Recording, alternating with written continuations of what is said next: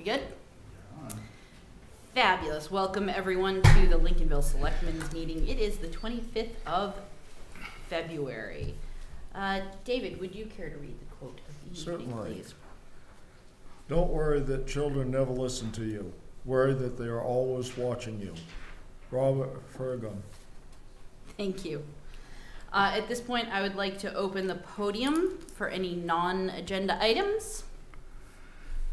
Seeing nobody rushing up to the podium. And just because I know that we've got some new people here to the select board meeting, just so you know, we ask that we keep conversations between the board and the podium, so people watching at home, and so it makes it easier for minutes also, so we don't start having multi-dimensional conversations. So if there's nothing for the citizens forum, let's move along to the administrator's report. Beyond the agenda items, just to let you know we're putting up some additional winter sand. Winter's been a little longer than anticipated, I think. We're also, before the roads are posted, stockpiling some gravel so that should spring arrive, we'll be ready to go. We burnt through quite a pile here a couple weeks ago, and it is what it is. And we had an issue last week with plumbing here in terms of being able to flush the toilet for a day. Fortunately, the folks from Moore Septic were very helpful and came and took care of our problem, and it shouldn't be a repeating problem, let's hope. Otherwise than that, it's all on the agenda, I believe. Any other questions for David? All right, thanks, David. Let's move along to upcoming meetings and announcements. All meetings are here at the town office unless announced otherwise. The Lakes and Ponds Committee meets Tuesday, February 26th, 7 p.m. Midcoast Solid Waste Corporation Board of Directors meets Wednesday, February 27th, 6:30 p.m. at the Camden Town Office. School Committee is scheduled to meet Monday, March 4th, 6 p.m. in room C1 at Lincolnville Central School, and the Board of Selectmen meet next on Monday, March 11th, 6 p.m. Thank you very much. Are there any upcoming community events anyone wishes to share? Seeing nothing, let's move along to the meeting minutes from February 11th. I move that the board approve the February 11th, 2019 meeting minutes as presented. I'll second that. Moved and seconded, and I just want to make sure, in a brief discussion, there was that the correction that I have in here, which I can't find at this point.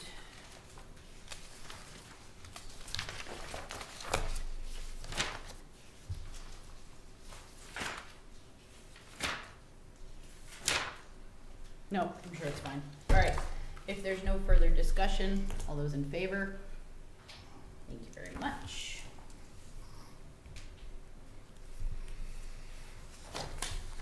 And we have a new-ish community member who has expressed interest in some of our volunteer positions. Cheryl is here in the audience if anyone has any questions for her. Thank you for your interest.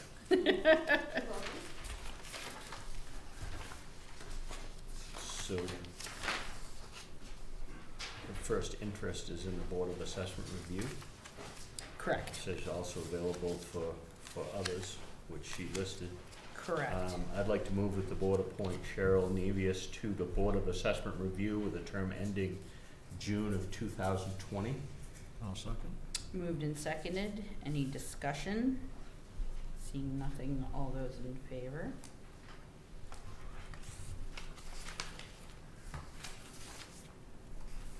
I move that the board appoint Cheryl Nevius to the Recreation Commission with the term ending June 2020. I'll second that. Moved and seconded. Any discussion? Seeing nothing, all those in favor? Thank you very much. I move that the board appoint Cheryl Navius to the Lakes and Ponds Committee with a term ending June 2019. Yeah, I'll second that. Moved and seconded. Any discussion? Clearly obvious, she's got a lot of free time. Cheryl, could we ask Sorry. you to come to the, could we ask you to come to the podium? Yeah. Thank you. And generally speaking, when you come to the podium, just say your name and where you live. Cheryl Nevius. I live on Wentworth Road in Lincolnville. Fabulous. Are you concerned at all? You've expressed some interest for some pretty active committees, so I just want to make sure that.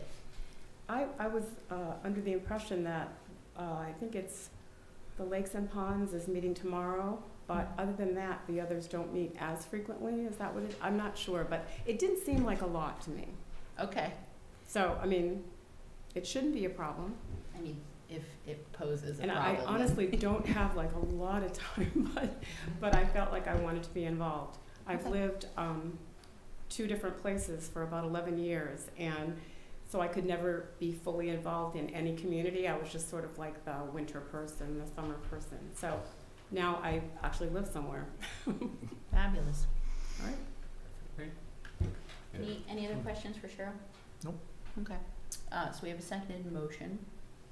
Any further discussion? All those in favor?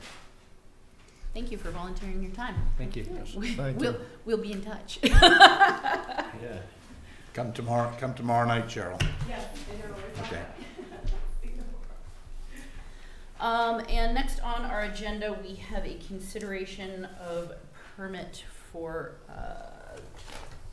vehicle weight exception. Do you want to ramble a little bit, David? Sure. I think eventually winter's gonna let go here and we'll be into spring.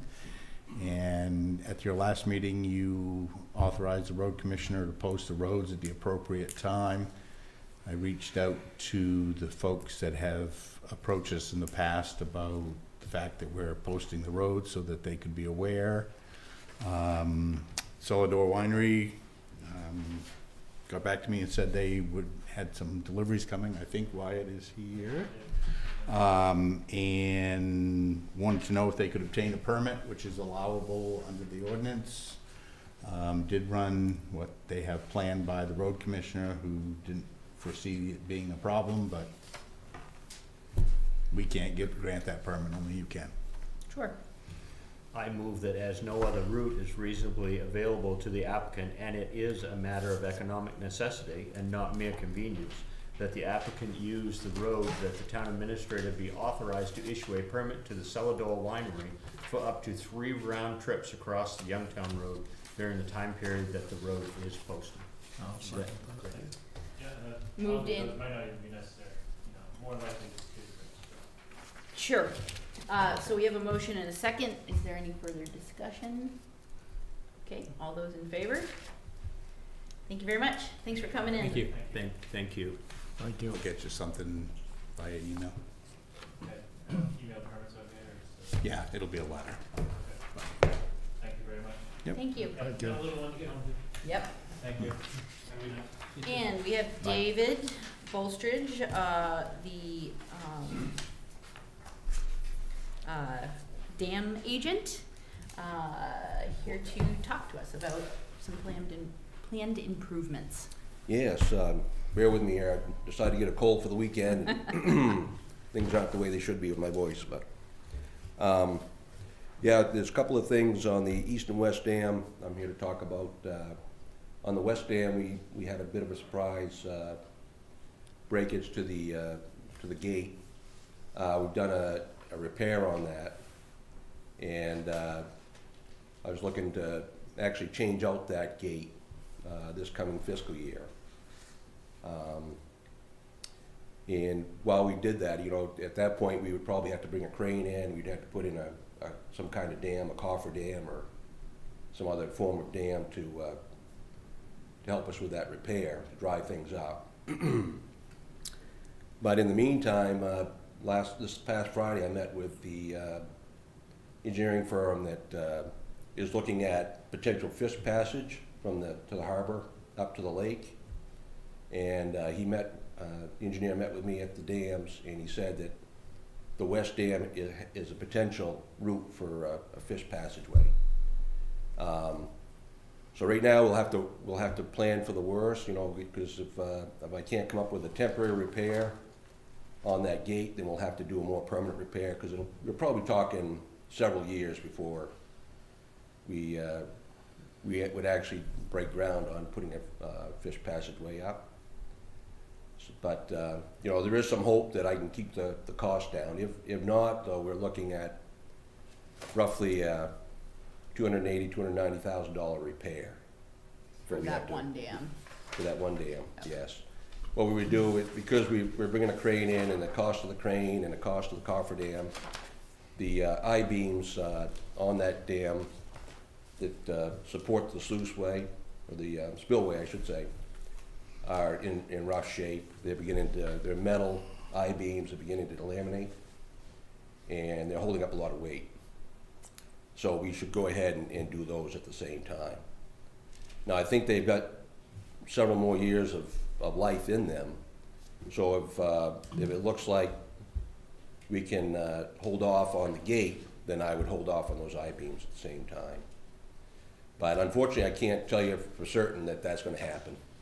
So we have to plan for this coming fiscal year to change out that gate.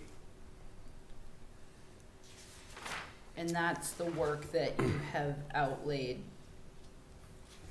in the initial memo to the town manager. That's correct, yes, Okay. the West Dam repairs memo. Okay. And you see on the last page, Audra has provided the financing for that project as well. Yeah. And that's the basically 10-year outlay. Yeah, that'd be a 10-year. For a bond. Is that the plan? Well, it's going to be, the town is going to self-finance that Okay. through reserve funds. Okay. And then pay itself back at 1.2% interest. Okay. Is this something that the select board has formally approved of the plans, or is this still a conversation that's in the works? Or Well, how- we'll have to go all the way to the town meeting before that's certain. Sure. Yeah, we've got to get the voters to agree to that. Okay. Where are you guys in the process of with the select board? Well, in March, I go before the budget committee, Okay. and then beyond that, it'll be, you know, the budget committee will make recommendations, the select board will make recommendations, and then we'll know at that point what we're going to bring to the voters in June. So you said that the West Dam would be a potential for fish passage? That's correct. Either dam could be used for fish passage. Okay. So these numbers right here is worst case scenario, taking care of everything in 2020, or That is getting it done in 2020. that is correct. Yes, Wow. For the one dam? for just the West Dam. Yeah. Yes. Yeah. You want to talk about the East Dam now, or do you want to? Not really. I know we're gonna need to, but Yes. Sure. Yeah. Yeah. We might as well. Okay. Yeah, on the East Dam, I had planned at FY '22, on the upstream side of that dam, there's what we refer to as cold joints in the concrete. And that's places where, as they built the dam, they would pour a section of wall and then essentially move the forms up and pour another section. So what happens, your bottom section has a chance to set up before the next section is poured. So what that does, you don't have a good homogeneous blend of concrete at that point. And so there's a little place there where over time, there can be erosion between those two layers of concrete. And so those over time, they'll erode and they'll open up. And that's what I'm seeing now. So, but what I plan to do there, I'm hoping I can push that beyond FY '22.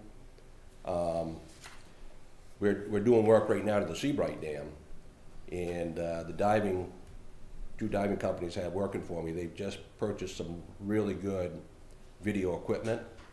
It makes the old videos that I have of the East Dam look like night and day. So what I'm gonna do is, sometime in March, they should be able to inspect the East Dam for me again. And I think we're gonna have much better video, and we'll see whether or not we can hold off on those repairs on the East Dam. So, Okay. the West Dam, does it make sense to plan for a fish passage with these repairs? How would a fish passage cost? Yeah, I'm not. How does that work with these repairs, I guess, that Right. potential? Right, and that's why we looked at it before, we do any repairs to either dam. Not sure what it would cost, and what that engineering would look like either. That'd be quite an engineering project to figure that out. So what our best option is to hopefully hold off on putting this new gate in until we know which dam the fish passage would go up, if we even have a fish passage. Okay. There's a lot more study left to be done to see if that's even feasible. Okay, thank you. Does anyone have any specific questions for David at this time? I feel like I've got some questions for David Kinney. And then maybe some board conversations, so don't disappear. Mm-hmm. And you're welcome to stand up there if you like, or you can take a seat. All right. And we'll just Sit back down here. call you back for a minute. David, could you give just a brief history of, because I know you've been involved in the Joint Management Committee as such as it is. So I'm just wondering if you'd We'll try. fill the board and whoever's listening. Yeah, back, I don't know, in the early 80s, the town of Camden acquired the east and west dams of McGonagall Lake. I'm looking at Dave so he can shake his head up and down. Correct me when I misstate something, David. And shortly thereafter, they formed a committee that consists of both Camden residents or Camden appointees and Lincolnville appointees. And the two towns took on sharing the cost of upkeep and maintenance of those dams on a 2/3 Camden, 1/3 Lincolnville proportion.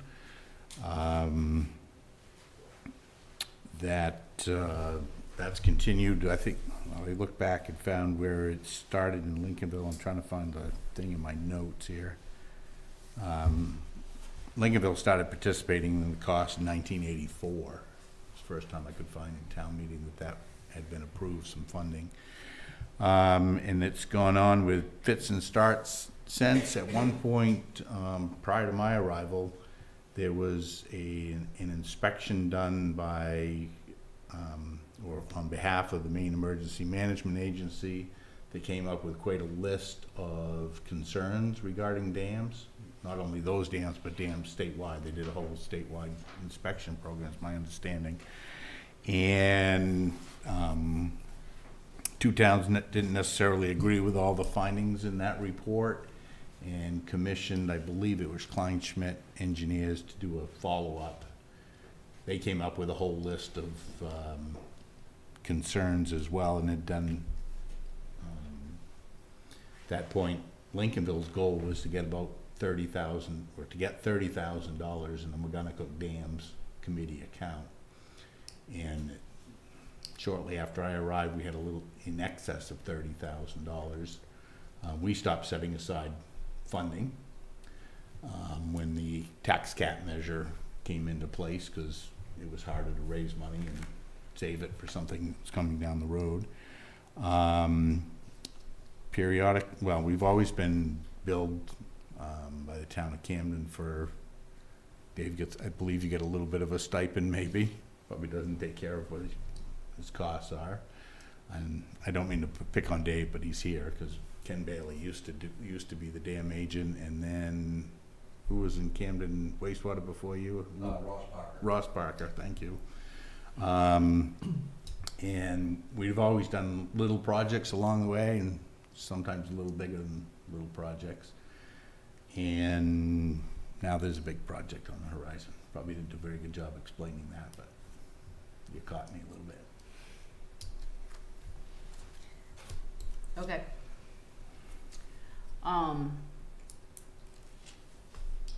mean, I have several questions / discussion points I would be interested in the board having, namely, this, I don't think it's quite fair to call it ancient agreement, if we can call it that, that exists in Camden's books.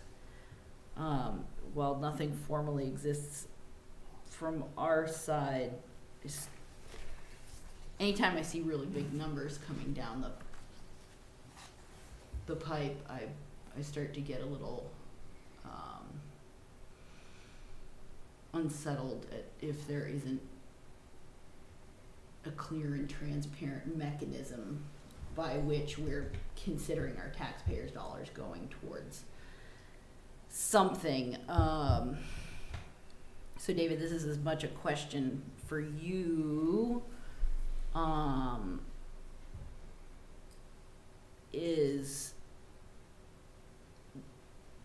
does it make sense to have another conversation looking at that agreement and potentially looping in Camden to sort of jointly say, hey, so we have 50% representation as it reads, right? Yeah, we have the same number of appointees to the McGonagall Dams Committee as Camden does. Camden also has, in addition to the East and West dams, you have Seabright Dam and then Montgomery Dam, right? Correct. And then there's at least one or two, how many others are on the river? I'm gonna make you Oops, sorry. him come back up to the podium. Sorry, David. Sorry, No, that's all right. bad habit. I'm only, just 4 dams. That Camden has. That's enough, mind you, but yeah, Yeah. 4 dams. So just for folks that listening and the board, Montgomery Dam is the one at the Smiling Cow, for lack of a better Correct. place to say it, right? They have Right at the downtown, harbor. that's right, right behind Main Street. And then there are some privately owned dams by the mill? You're right, the Knox Mill Dam and the one that's just upstream of the Knox Mill Dam. Okay. And then Seabright Dam, which is near Shirttail, kind of, sort of, right? Yeah, just before Shirttail, that's right. Okay. That's the town of Camden's. That Used to be that Joe is- Sawyer's, That was Joe Sawyer's, yeah, he rebuilt that back in the 80s. and then the next two are the ones at the lake. That's correct. Okay. Yeah, and to answer your question, lately, I mean, the last time the Lincolnville Select Board addressed the McGonagall Dam Committee policy, for lack of a better, well, that's what it is, was 1999. And we've been going on, well, I haven't been here that long, but we've been going on that same thing since my arrival, for sure. And there certainly could be a revisiting of that with the folks from Camden in terms of, either what it says or how it says it, or if there's some more formalized mechanism that ought to be in place, just so there's a clear understanding for the people that will be here. Let's see, that's been 20 years, so the people that are in these seats 20 years from now. Right. Sure. It's kind of hard for David, because David's a hands on the wheeled guy Right, and I have no versus- interest in shooting the messenger. versus by the any policy means. guy. I can only pass things along. Yeah, absolutely. So I don't expect the select board to pull this thing apart tonight, but I think more, let's put it on, if not the next agenda, near future agenda, David, to hash this out a little bit more. Yeah, develop an approach. Do you have thoughts, Karen? I do, and probably because of my ignorance of what was in place, and I'm embarrassed to say that, I'm in my second term now, and this is Greek to me. I know we've probably had a conversation about this minimally before, and I know there's been money added to this, but I think, wow, those are some pretty big numbers from start to finish, and man, before I can look a taxpayer in the eye and try to explain it, I need to, number one, we've got, this right here says that we've got 3 representatives that join with Camden in having 3 representatives to, and there's 1, 2, 3, 4, 5 bullet points for those 3 representatives to help the Camden Selectmen with. I would assume that's advice, what they've found, what comes out of their meetings, and blah, blah, blah, blah, blah. For fear of somebody to accuse me of micromanaging a group, I'd like to know what our group is doing with those 3 and what transpires in their meeting, because if we had been apprised of a few things coming down the pike, maybe this wouldn't be such a shock. Well, I will say with the West Dam, this was a surprise for me as well. And, you know, it didn't develop until we got into the fall. And I certainly understand that. Once you touch one thing, 6 or 8 or 10 other things, you find it, and I understand that. But what I'm saying to our board is, my concerns are not hearing from our committee, our part of the committee. And I think we need to be better at that, and I think we need to pick this apart. Yeah. Really. At a later date, and I don't wanna spend too much time on it, because obviously we're kind of blindsided here. It's also a little bit of a Pandora's box, Yep, you know, where. Yep. It's just, that's a big chunk of money. So, I'm glad you came, really.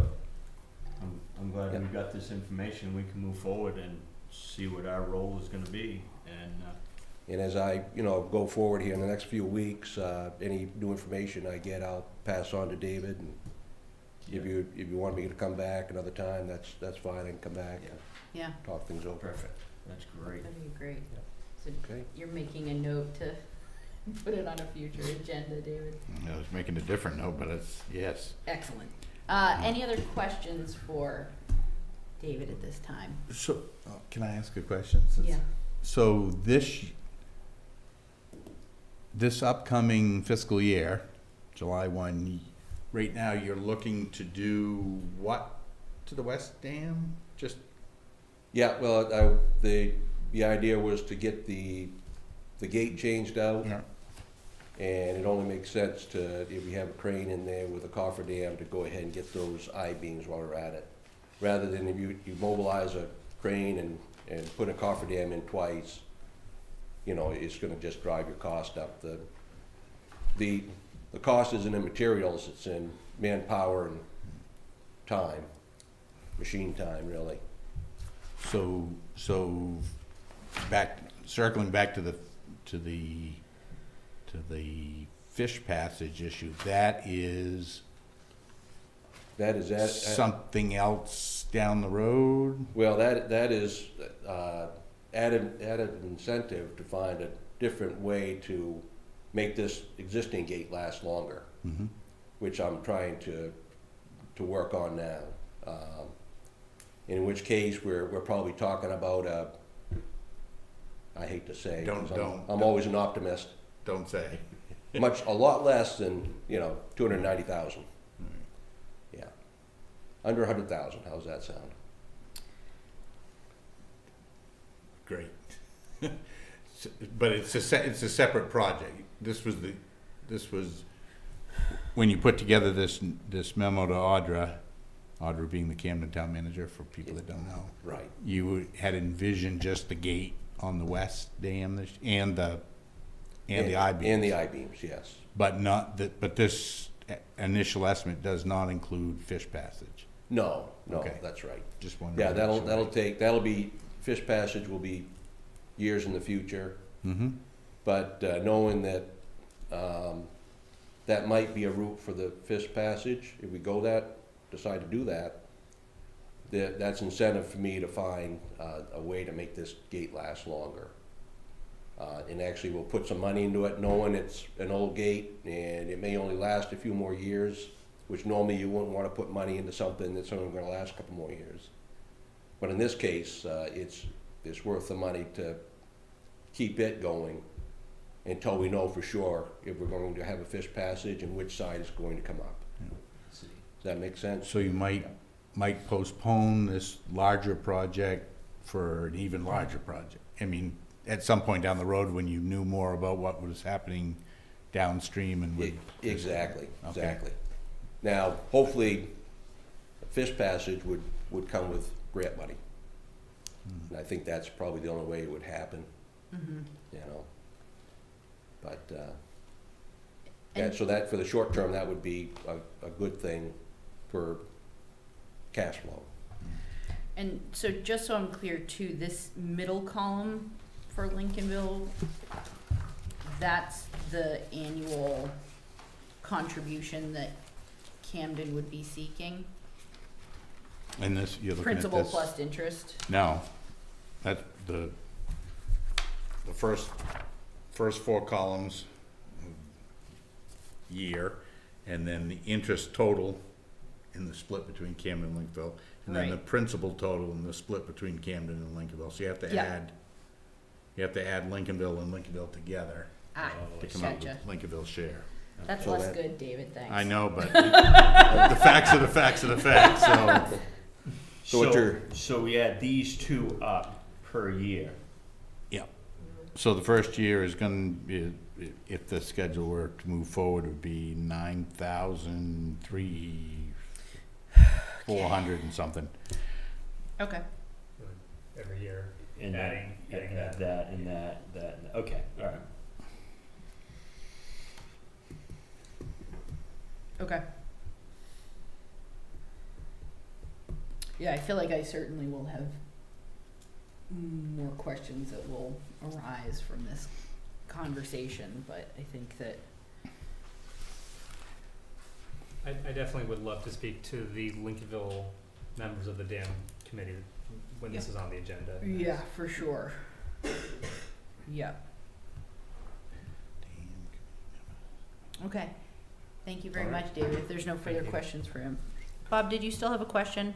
I was just wondering if the... I'm gonna have to make you come up to the podium. Oh, sure. I think you answered it. Okay. I was escaping it. I was just wondering if the 280-odd thousand was Lincolnville share or the combined. Yeah, combined and It then, was the combined For yeah, the and West if, End. for the West End, correct. yeah, Okay. and if you're curious, we can provide you I with. was- There's an agreement here that if you had a copy of that, it would better explain who was responsible for what. Yeah. Yeah, I mean, it's basic, but it would help you understand that. yeah. Good, thank you. Thank That's you. all. Okay, great. Again, thank you, David, for coming down. And now we have, Gary from the Lakes and Ponds Committee. So I got thinking, do you wanna come to the podium?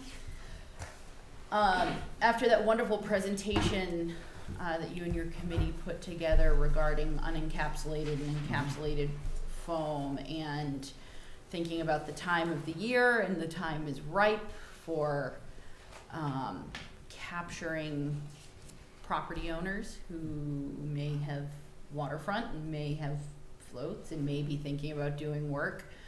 And the fact too that within your presentation that it was made really clear that the education that the various Coleman Pond Association, Pitcher Pond Association, and even the town's Lakes and Ponds Committee has done has made a real emphasis. So I'm curious to hear the board's thoughts on providing a supplemental charge to the Lakes and Ponds Committee to develop some sort of educational outreach, whether it's mailer or flyer or something like that. And I would be curious to hear your thoughts, and or have you go back to the committee and have you brainstorm some ideas, and then maybe, you know, we can jointly come up with a plan. So first, I'm curious of the interest of the board in tasking the Lakes and Ponds Committee with that sort of educational outreach, because it really sounded like anyone who's made aware of the circumstances and the finances, et cetera, was sort of like, oh, it's less expensive, it's a good option, it's, you know, that it was a very helpful mechanism. Well, I think definitely the more education that's out there, the better, which I think, I'm just echoing what you said in your presentation. But what was your, how did you get the word out there? Was it just word of mouth, or was it, did you have any literature that was handed out? Or, I'm sorry I didn't ask you that Sure. night, but what was your process? We work through the lake associations, and we have representatives for the lake associations on the Lakes and Ponds Committee. And we use some of the materials that were developed by the town of Camden. And the lake associations have annual meetings, and we had a speaker come from Camden, Roger Rittmaster, who was here last time as well. And that seemed to work very well when people could speak directly to someone who had some experience and understand why this was something we wanted to do, and know that if you're putting in a new dock, it's not going to cost you any more to use the encapsulated rather than the unencapsulated polystyrene. So it was mostly through that mechanism. So some presentations and paragraphs or pages that were included in the annual newsletters of the lake associations. And I think what we were talking about in terms of going with enhanced efforts is having some kind of a direct mailing, a targeted mailing that would come from the town that would identify why we think this is important, how it can be done, maybe be able to provide some technical advice, maybe have people who are property owners on the lakes be able to contact their lake associations to get more information. And I think it's a great idea to get it done sooner rather than later. If people can know this before they have to put their docks in this spring or summer, we'd get a leg up and maybe get a few more conversions as part of that. We do have sufficient information and sufficient money in our current budget, the one for this fiscal year, I think, to be able to do that kind of work. And I think we have a proposal to sort of bring us up to where we were for next year so that we can still conduct that survey that we want to do of Missouri Brook. Do you have a number in mind as to how much you think it will cost? I talked to David last week, and part of it would be what it would cost to do direct mailings. You know, if there are 300 letters that have to go out, there'd be some printing costs, and it sounds like some of those printing or copying costs could be potentially handled under some existing budgets. There would also be the issue of postage. It would take a fair amount of, I think, some time and effort on the part of the committee to put the materials together. I've spoken to the committee members since I saw that this was going to be on the agenda, and there's support to do that kind of work. Our monthly meeting is tomorrow, so we're going to sit down and talk about what the elements would be. My guess is it would not be a tremendously expensive endeavor, mostly mailing costs. I guess the other thing we'd have to do is do a poll from the tax rolls to be able to identify property owners on the lakes for the purpose of the mailing.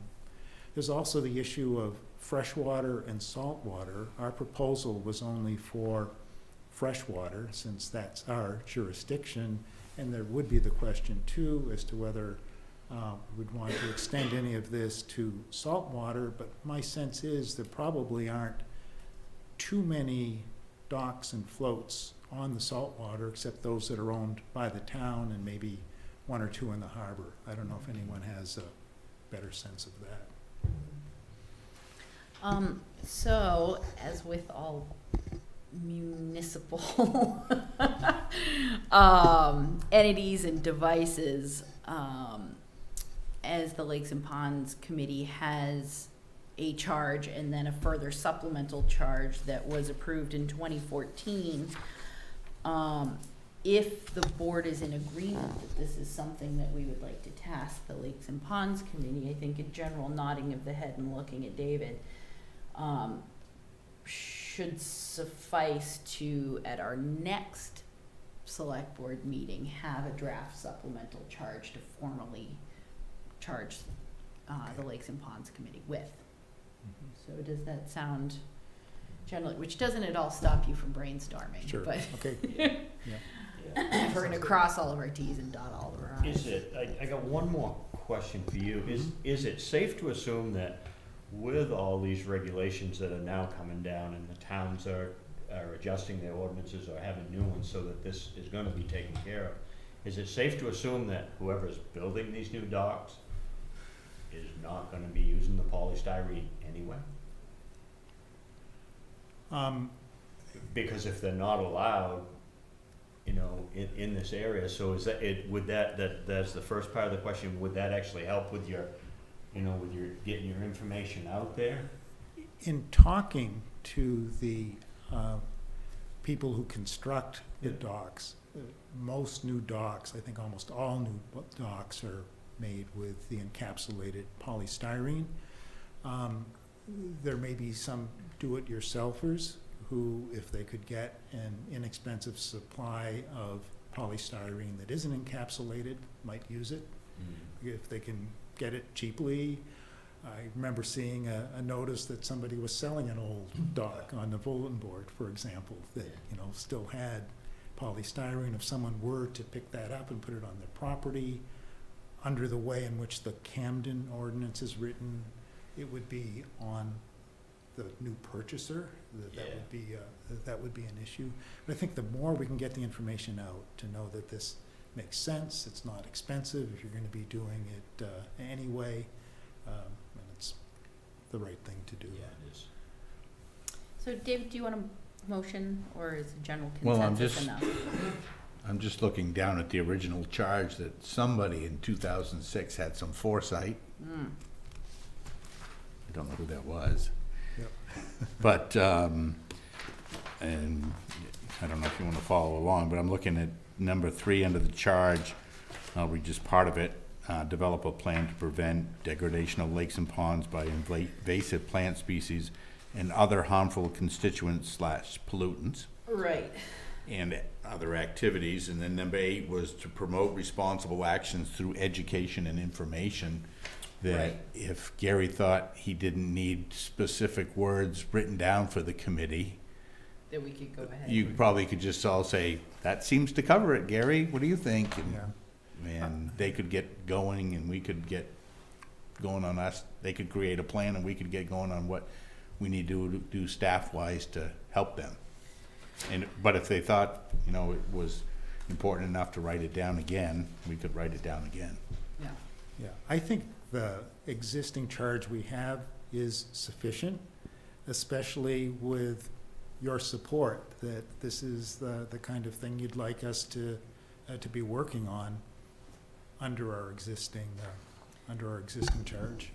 Yeah, I mean, to not really play the devil's advocate, but previous board 5 years ago saw fit to re-emphasize with a supplemental charge the point of dutifully studying and actively looking for public access points for each lakes or pond, wholly or partially within the town of Lincolnville. But while that is called out in the original charge approved by a select board in 2006, I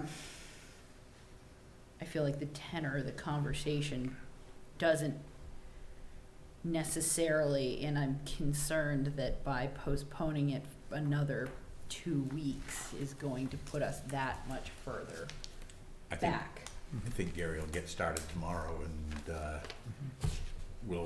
we can, excuse me, you can formalize it in 2 weeks. How's that? So would it be appropriate for us to make a motion to charge the Lakes and Ponds Committee? I think Gary's ready to go tomorrow, I'll make and that charge. I'll clean that up so you can have something to actually approve at your next meeting. Okay, and I feel like as long as it's clearly reflected in the minutes that we had this conversation and Yep. reviewed the charge, that should be adequate. Great. Yeah. Great, lots of nodding of heads. And just one additional question for you, as we talk about this with the committee, the question will be, if something goes out, would you like it to go out from the board, from the committee, from David?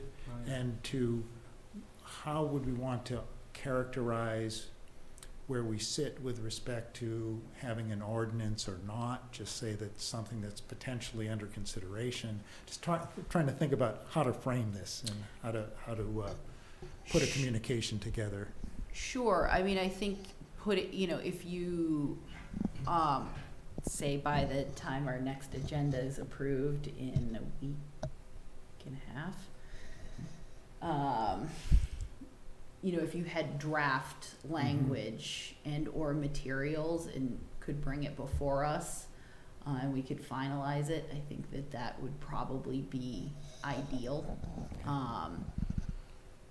So a more specific proposal as to what the elements of this would be and Yeah. how they'd be framed. Yeah, and I wouldn't necessarily, because it certainly is very much cart before the horse, talk about ordinances or anything like that, but just more of a, did you know that this is a problem? It's a An problem educational for piece. these reasons, and that's me speaking for myself only. But you're furrowed brow. No. Okay. Sorry. But I don't know what the rest of It's my the rest eyesight. of you gentlemen think. I agree. Yeah, that makes perfect sense to not even mention the ordinance and just talk about that this is a problem. And did you know it's actually less expensive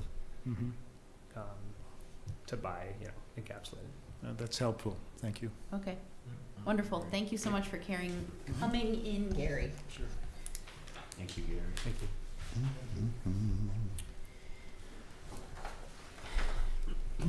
And Selectman Garrettson and Selectman Barrows both attended a tour of EcoMaine on a bitterly cold day. It was 7 degrees. And EcoMaine is the company that we have contracted, or not we, sorry, the Midcoast Solid Waste Corporation has contracted with to accept our portion of municipal waste. And I believe Josh has a presentation for us of the tour. Yeah. We left at 5 a.m. and attended a tour that was put on by EcoMaine, which was very nice of them. It had there was a presentation first where they spoke about a number of pressing issues, and then we got to actually go through that's great. The recycling facility, the single sort recycling facility, and then we got to actually look at where the solid waste is incinerated. So I'm just going to go through a handful of slides that they showed that I thought were interesting. This one just shows how the market for recyclables has really plummeted. And the reason is because China's ban on imports, which they call National Sword, where they basically were receiving our single sort recycling, our being the US's, and it had a very high contamination rate, I think 30%. And rightly so, they didn't want to pay money for our trash anymore. And so they are demanding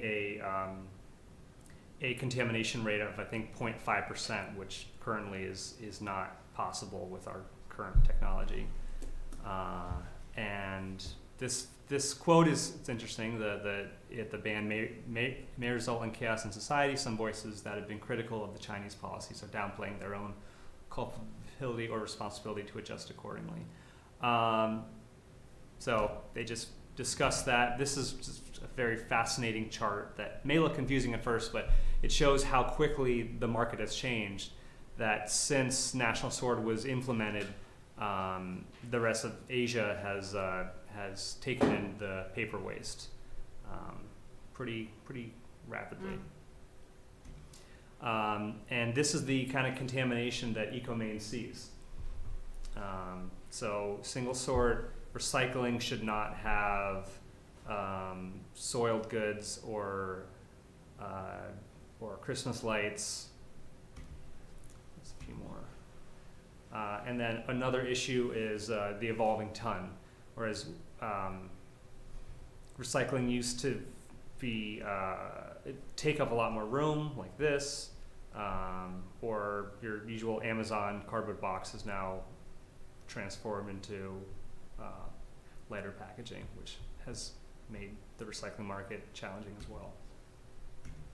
And they talked about something pretty exciting, which is, so currently National Sword mandates that China cannot buy single sword recycling from the US with a contamination rate of higher than 0.5%.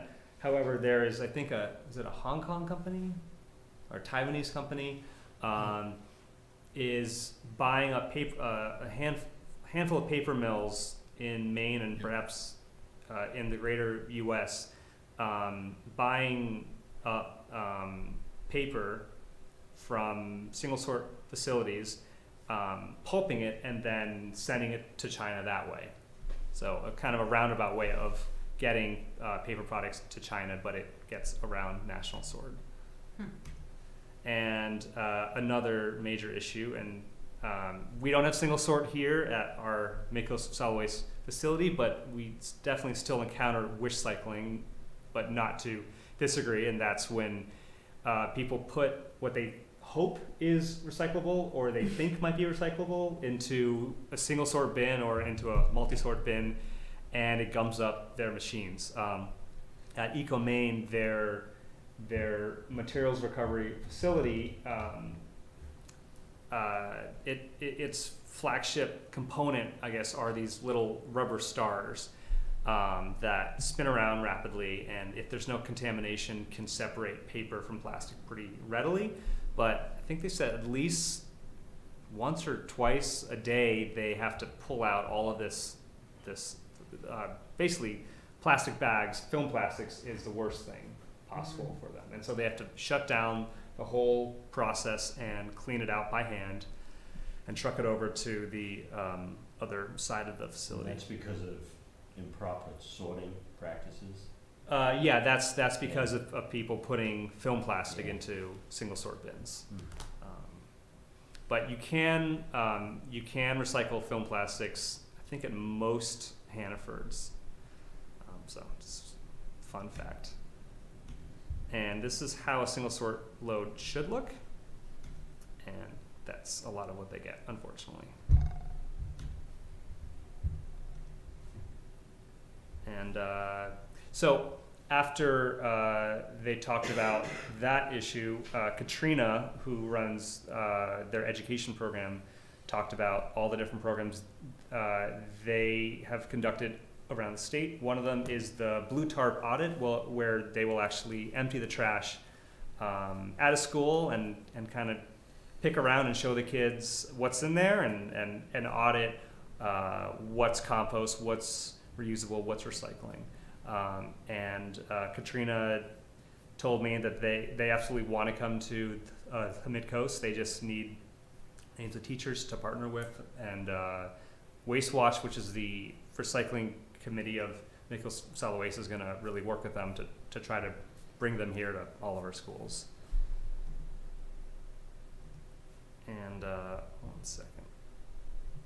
And this was in the bathroom. I just wanted to point this out because I just thought this was really cool, that the countertop is this specifically is made from 315 post-consumer glass bottles recycled at EcoMaine. And so now I'm going to show a 3-minute video of the tour that we walked through, and put on some music that I thought represented my emotions walking through this place. It felt like walking through Willy Wonka's chocolate factory, just kind of peeking behind the curtain to see what happens to everything that goes away from our facility. And I will do my best to narrate along the way.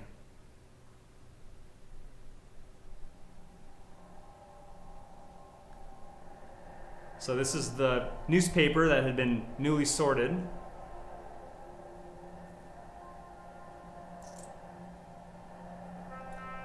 This is a slow motion look at one of the sorters separating out, I think, cardboard from newspaper. Some of the paper going through a facility.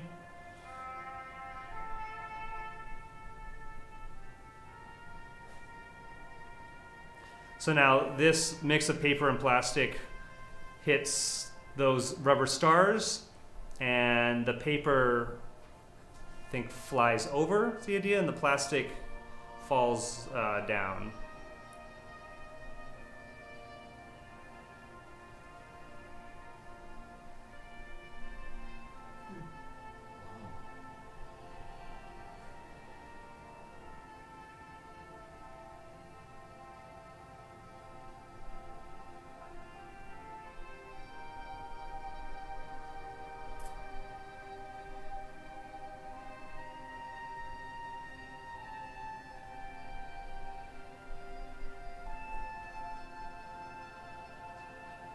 This is an optical sorter. When it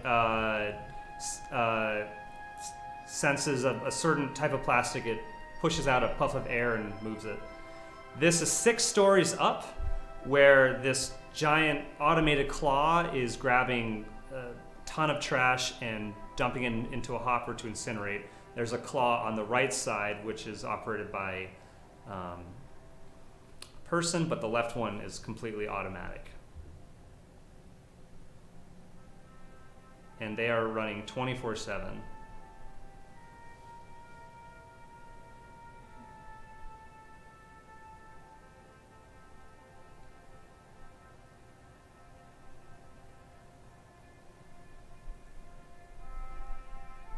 And here is the actual incineration at, I don't know, 2,000 degrees.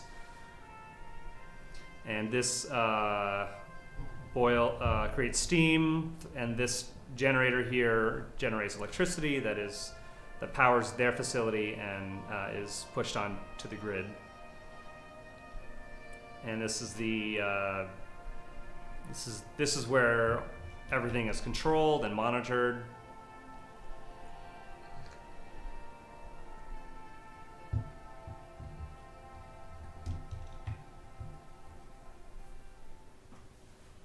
And that's it. Neat. And I believe they have tours open to the public once a month or so. They may slow down in the winter, but certainly in the spring, summer, and fall. So if you're interested in seeing it, let them know, and they'll show you. Anything to add, David? No, I don't think so. Josh did a nice job with it. It was very interesting. It was well worth going to see. I know that one thing that I remember that you didn't say on that, Ed, and it is from the burning, if I remember right, the stack when it was coming out was what, 98% moisture vapor? Yeah. And they've cut out all but 2% of harmful vibration misses and that and everything else. They've captured them or did them in somehow, burned them up or whatever so that they don't pollute the environment. I was impressed by. Did they, I'm just out of pure curiosity, did they mention what percentage of the energy that they produce they use, and then what percentage goes to the grid? I'm not sure. They generate a huge amount, so I think the majority is sent to the grid. But Yeah. I'm not sure what that Yeah, breakdown is. just curious. Wow. Fantastic. Any questions for Josh or David? Okay. Thank you, guys. Fabulous. Thank you very much for that. So Selectman Garrettson requested that the board have a discussion regarding food sovereignty ordinance. And at this point, I guess I'd like to hand it over to Josh. Okay, great. Yeah, so I thought we should have a discussion about the possibility of looking at a food sovereignty ordinance for Lincolnville. Just a little history. I think in 2014, there's a farmer named Dan Brown in Blue Hill that sold milk at his farm. He was ordered to shut down his farm stand. He sued and lost. And there were a number of food sovereignty ordinances that other communities, including Blue Hill, had passed, but they weren't, according to the courts, legal or legally valid. In 2017, the state legislature passed a food sovereignty law. I believe in June of 2017, the USDA said, "Hey, your food sovereignty law says that meat and fish are allowed under this, and if this goes into effect, then we're gonna step in." So an emergency amendment was passed in, I think, November of 2017. So basically, as it stands now, through that law, towns can opt in to food sovereignty ordinance, which means at its core that people can sell food to other residents in their town at the site of production, so at their farm or house, not including meat, and I believe that's the gist of it.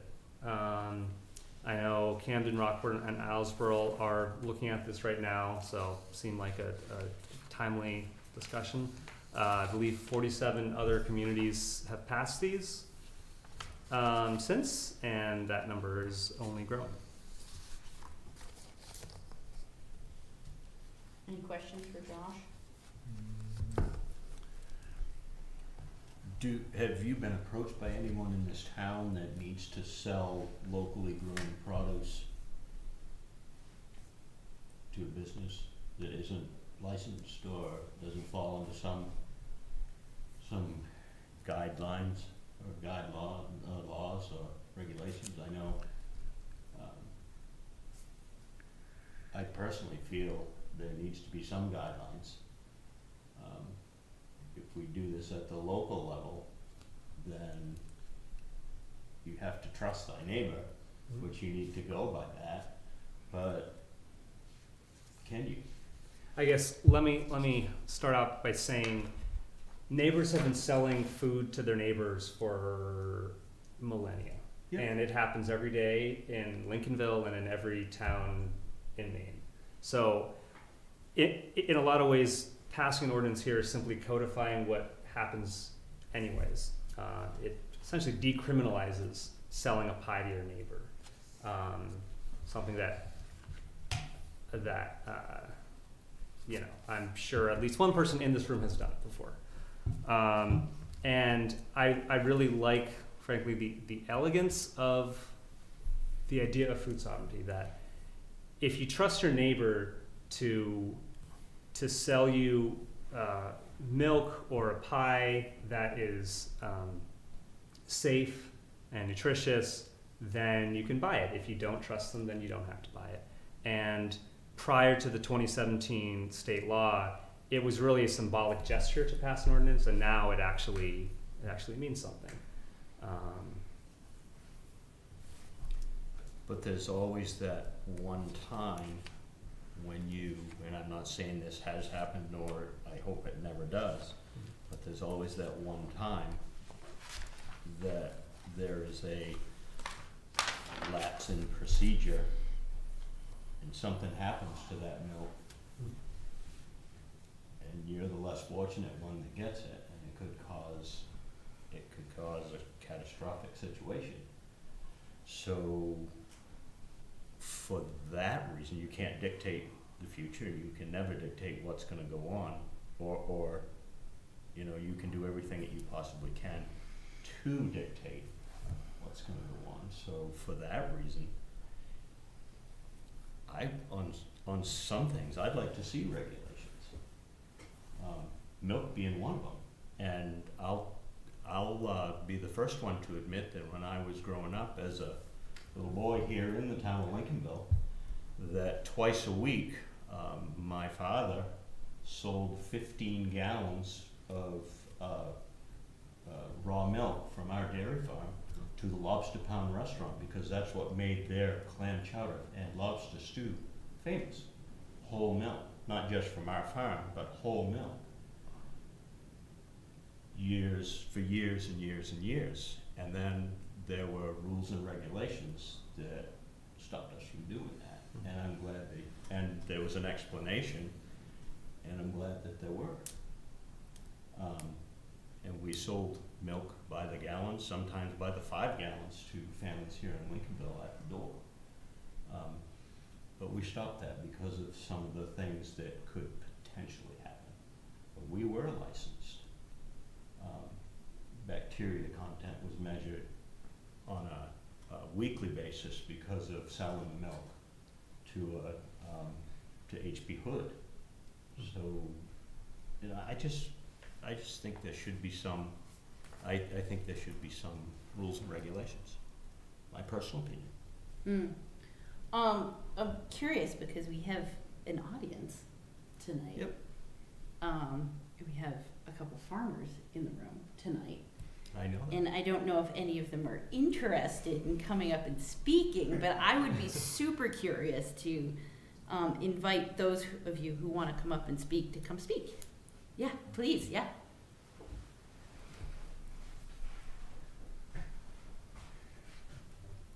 The food sovereignty laws are part of a bigger picture, really. We've really lost the ability to govern ourselves, considering what we're able to eat and what we're able to grow. The state controls basically the regulation on retail foods. The federal government controls the wholesale.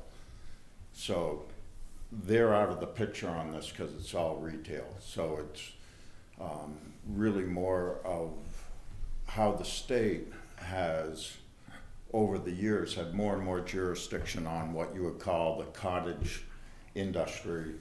You know, a fisherman's wife doing crab meat, you know, at the kitchen table.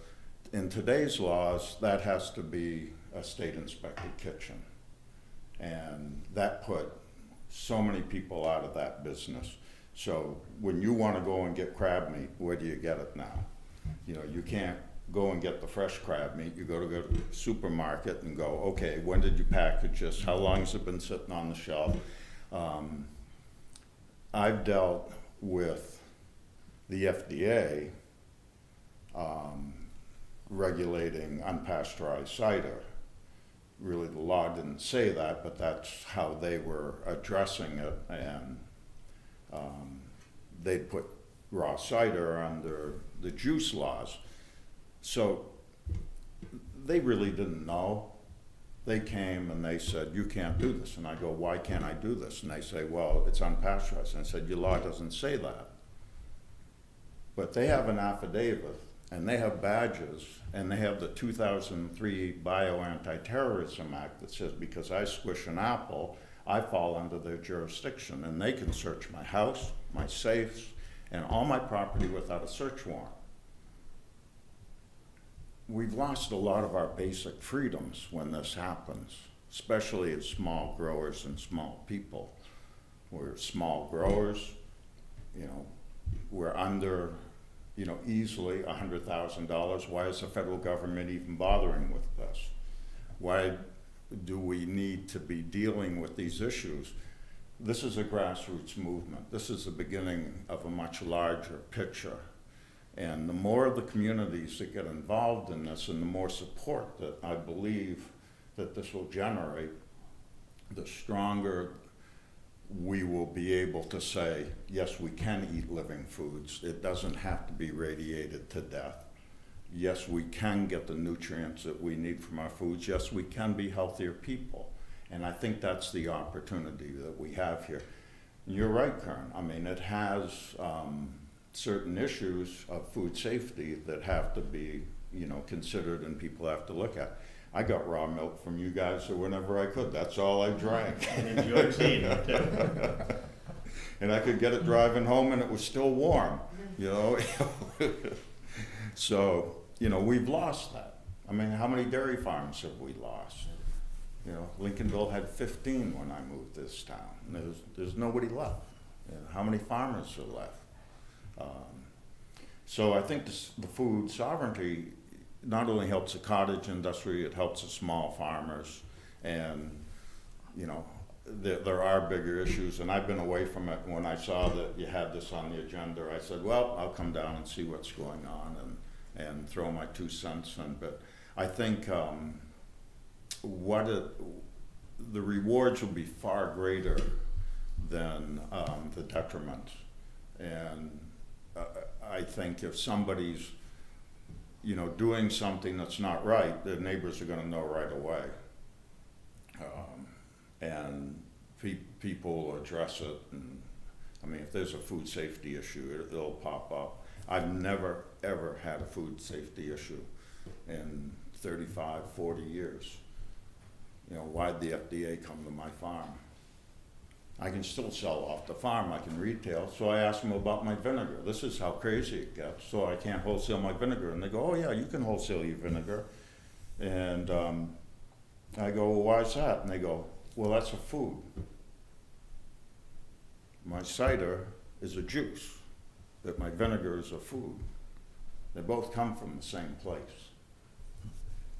And this is, sorry, Bob, this is the federal, these are the feds? This is the FDA, yeah. So how would passing a local ordinance be supportive of your farming efforts? Well, right now, I don't know. If the ordinance said I could sell retail within the community, that would help. I can't sell my cider retail in the community, you know, through a third party. I can sell it off the farm because of the state law handles retail. I mean, this is how stupid the laws are. Yeah, well, and if we drafted, I mean, I'm no lawyer, but if we drafted an ordinance that stated retail sales, that would not be in compliance with the State Food Sovereignty Act. Right. Yeah. And because they specify I'm really not, face or on farm or face to face. Yeah. Yeah. Yeah. And I'm really not here for my products. I'm here for, you know, the small cottage people, the small people that want to get started. The little old lady that wants to do 20 quarts of jam and, you know, sell it off her front lawn or whatnot. But I mean, that really is part of, you know, this issue is just why can't the cottage industry exist anymore, and it doesn't. And I really think that was the bottom line that was meant to be. And when it first got started, you know, it was about raw milk, which is a touchy issue if it's not a good, clean, safe place of production. But those places do have to be regulated where you do, you know, have those bigger issues. But for the cottage industry, somebody cooking it in their kitchen and having to have 4 bay sinks and, you know, 3 bays to wash the products and wash your containers and wash this, and then you have to have another sink just to wash your hands in, and change your whole kitchen. I mean, it's $40,000, you know, to take somebody's kitchen apart and rebuild it these days. It's not worth it. So I think economically it helps the community. It helps people with limited incomes who can't leave home. I mean, I think there's a lot of potential. And I haven't been thinking about this other than the last day, you know, just because it hasn't been on my radar in a number of years. I haven't been, you know, that involved in Haven't gotten fired up the about bigger it. issues, yeah, but thank you. Thank you. Any other questions while we've got Bob up there? Would anyone else care to get up and speak? No, you go first. You go first. Okay. I don't even know if I'm speaking. Okay. Thank you.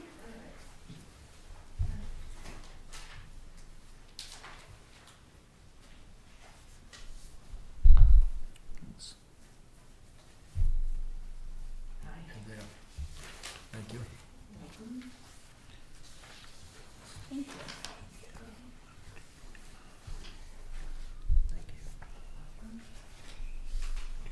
Thank you.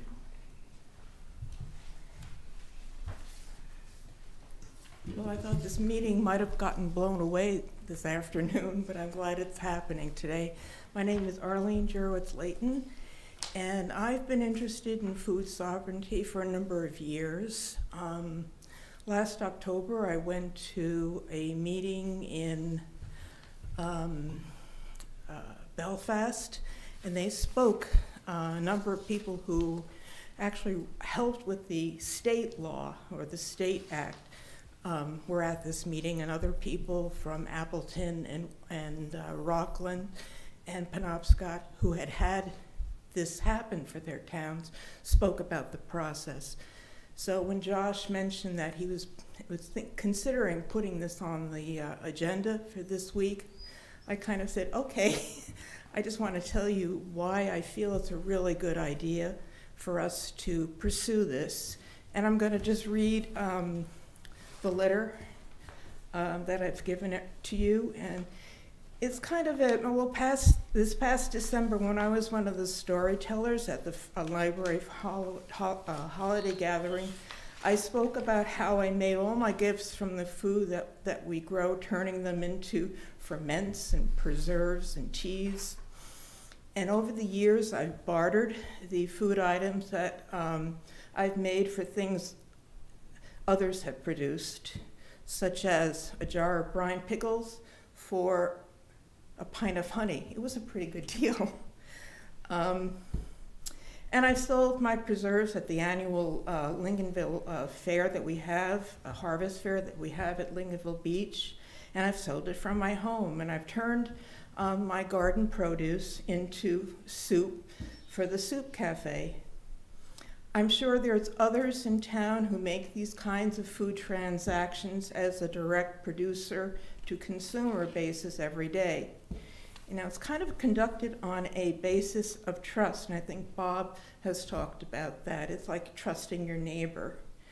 And the way that I share, barter, and sell the food we grow is a me to the transaction. It's a family scale production of growing, preserving, and caring for my family and the community.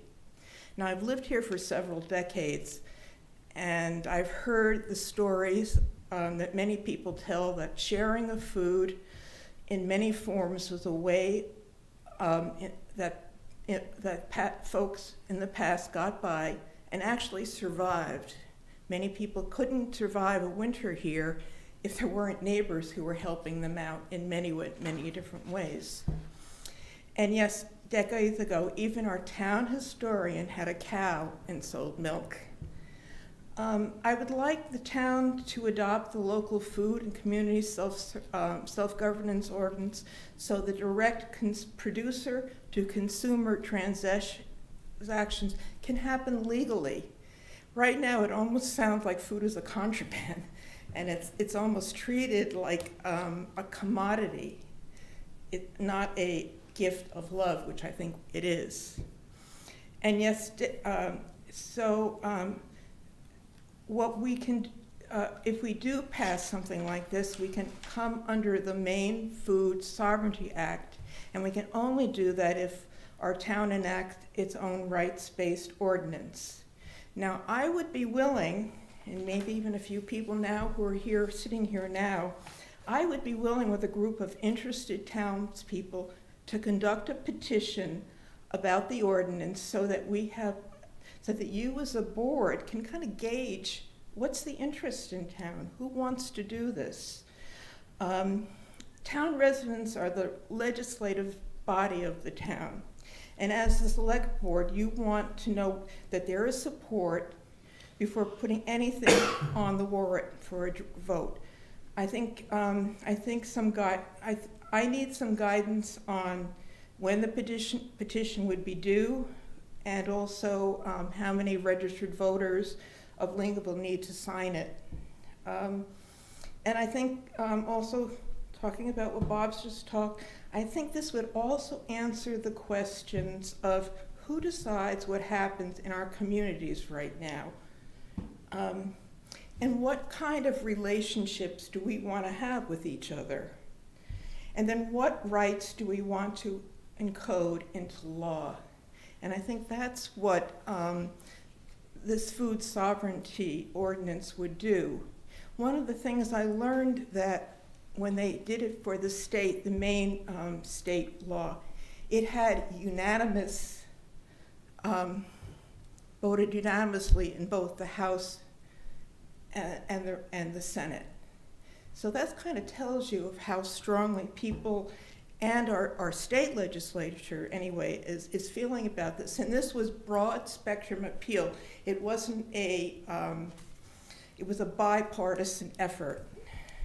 So now I know that from past experience, you're kind of concerned about liabilities and the town might incur. So I want to go over with you what I've done from the local food website is I found some frequently asked questions, and they're in 2 pages, and I just want to go over the first 3 with you so that you can kind of get an idea of what we're talking about as far as liabilities. And the first one is, does the town incur any liability by adopting this ordinance? No, the town is immune from liability under the Maine Tort Claims Act. The Maine Municipal Association responded to this question when the town of Solon requested a response in 2016. So it is not something that you need to, the town won't get sued if someone gets sick from something that someone in the town sold. Or are there any costs incurred by the town with an ordinance? No. There's no requirements for licensure, inspection, or enforcement of non-compliance, as there is no requirements for facilities. The ordinance only covers only direct producer-consumer transaction, and should a town choose to limit the venue where such a transaction are allowed, then a town could impose some penalty for non-compliance in that respect, not unlike a parking fee or a failure to license a pet. I don't really know where that would be applicable in our town, but that's something that could happen. Now, number 3 is kind of important. It's like, well, okay, the state has said we have a food sovereignty law. Is it really a necessity to adopt a municipal food ordinance? And yes, it is. The Maine Food Sovereignty Act states that a municipality may adopt ordinance regarding direct producer-to-consumer transactions, and the state shall recognize such ordinance by not enforcing those state laws with respect to direct producer-to-consumer transactions that are governed by this ordinance. This only applies if a town opts in by adopting an ordinance. This gives the town the opportunity to decide for itself what kind of local food system it wants and to enact local food law as the town's legislative body. Essential to local control is exercising municipal authority.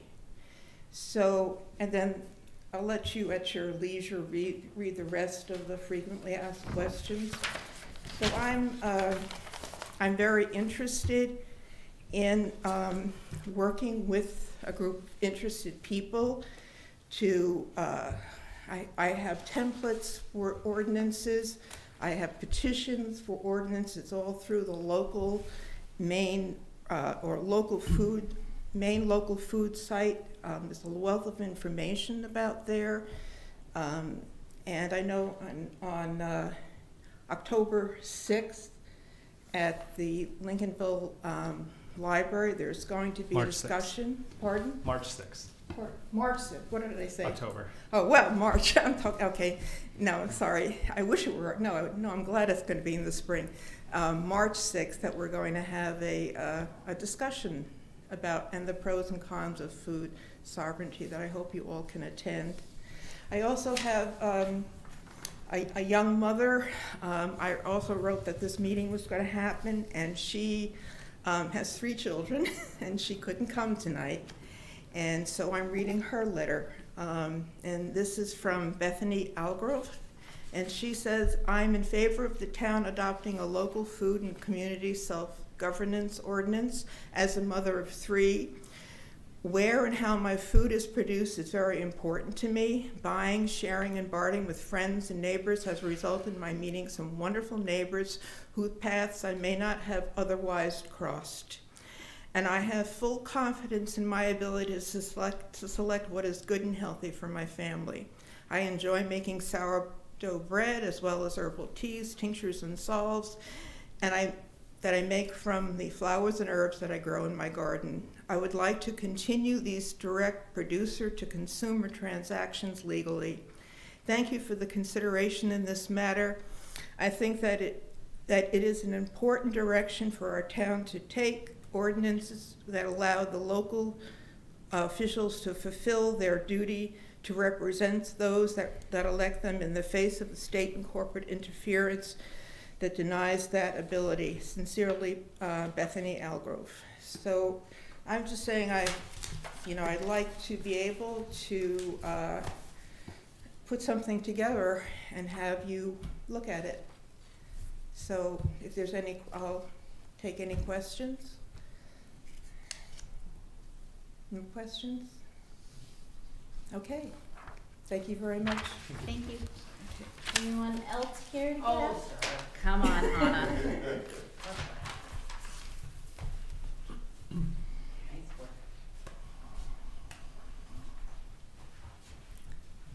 I'm Hannah Burke. I sell blueberries and other things. I do have jams and tea and all sorts of things. And sometimes, even if everything is registered under state law, which is not that easy. I mean, you can go online and read about how to legally do something. It's so confusing. And there are pages and pages of things that you need to do.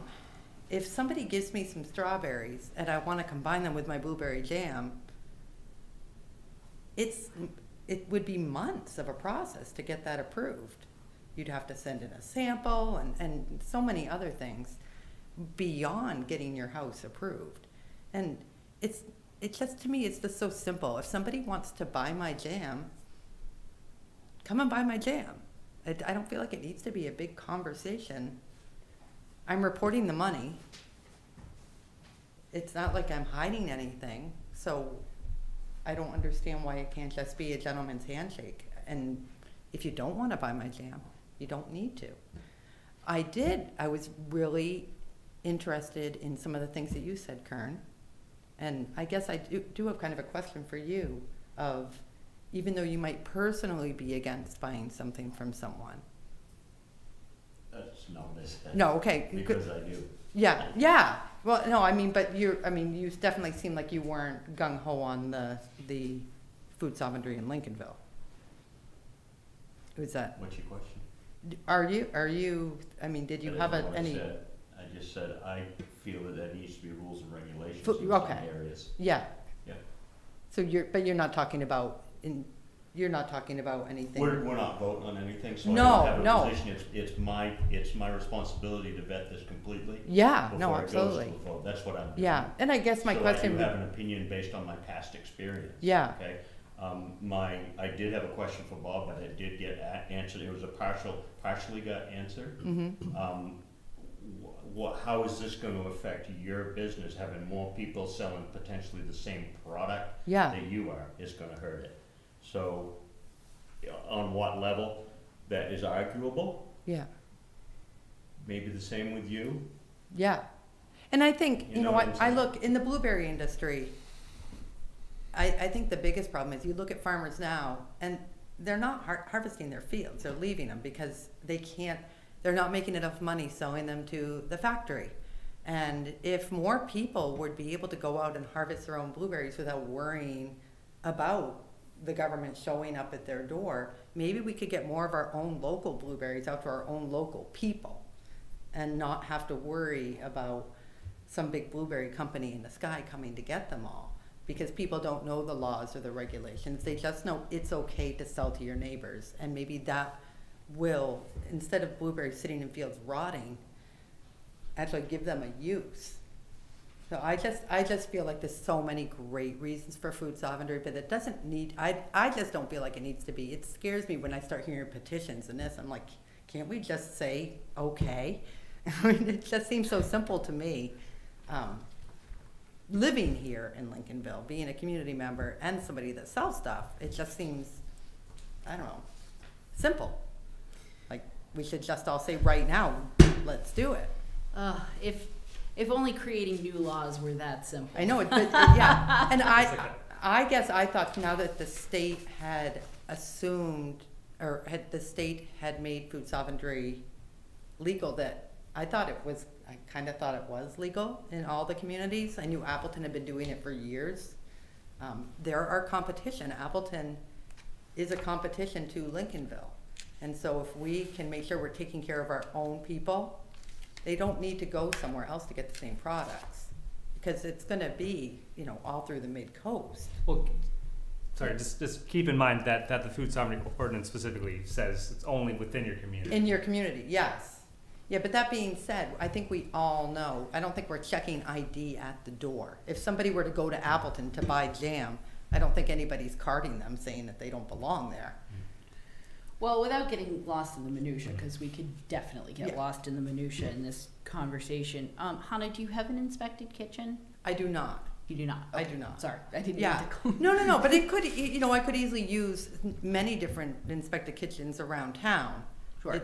That's not really the issue. I mean, anybody can get, and there's so many around that have offered. Mm-hmm. It's more about, why does it need to be so difficult?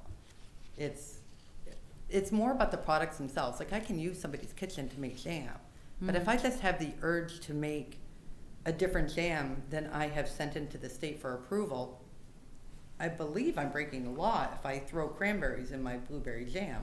My blueberry jam might be legal. Have you looked into getting licensed, getting your kitchen licensed? To be honest, not really. I mean, yes, maybe eventually, but it's a lot to go through to make sure everything is Based on your own experience, or well, based just on based what on people reading have told you? on the websites. You look on the websites, and there's so Sure. many different. You have to have this, and you have to have that, and that's a lot of money to have this and that.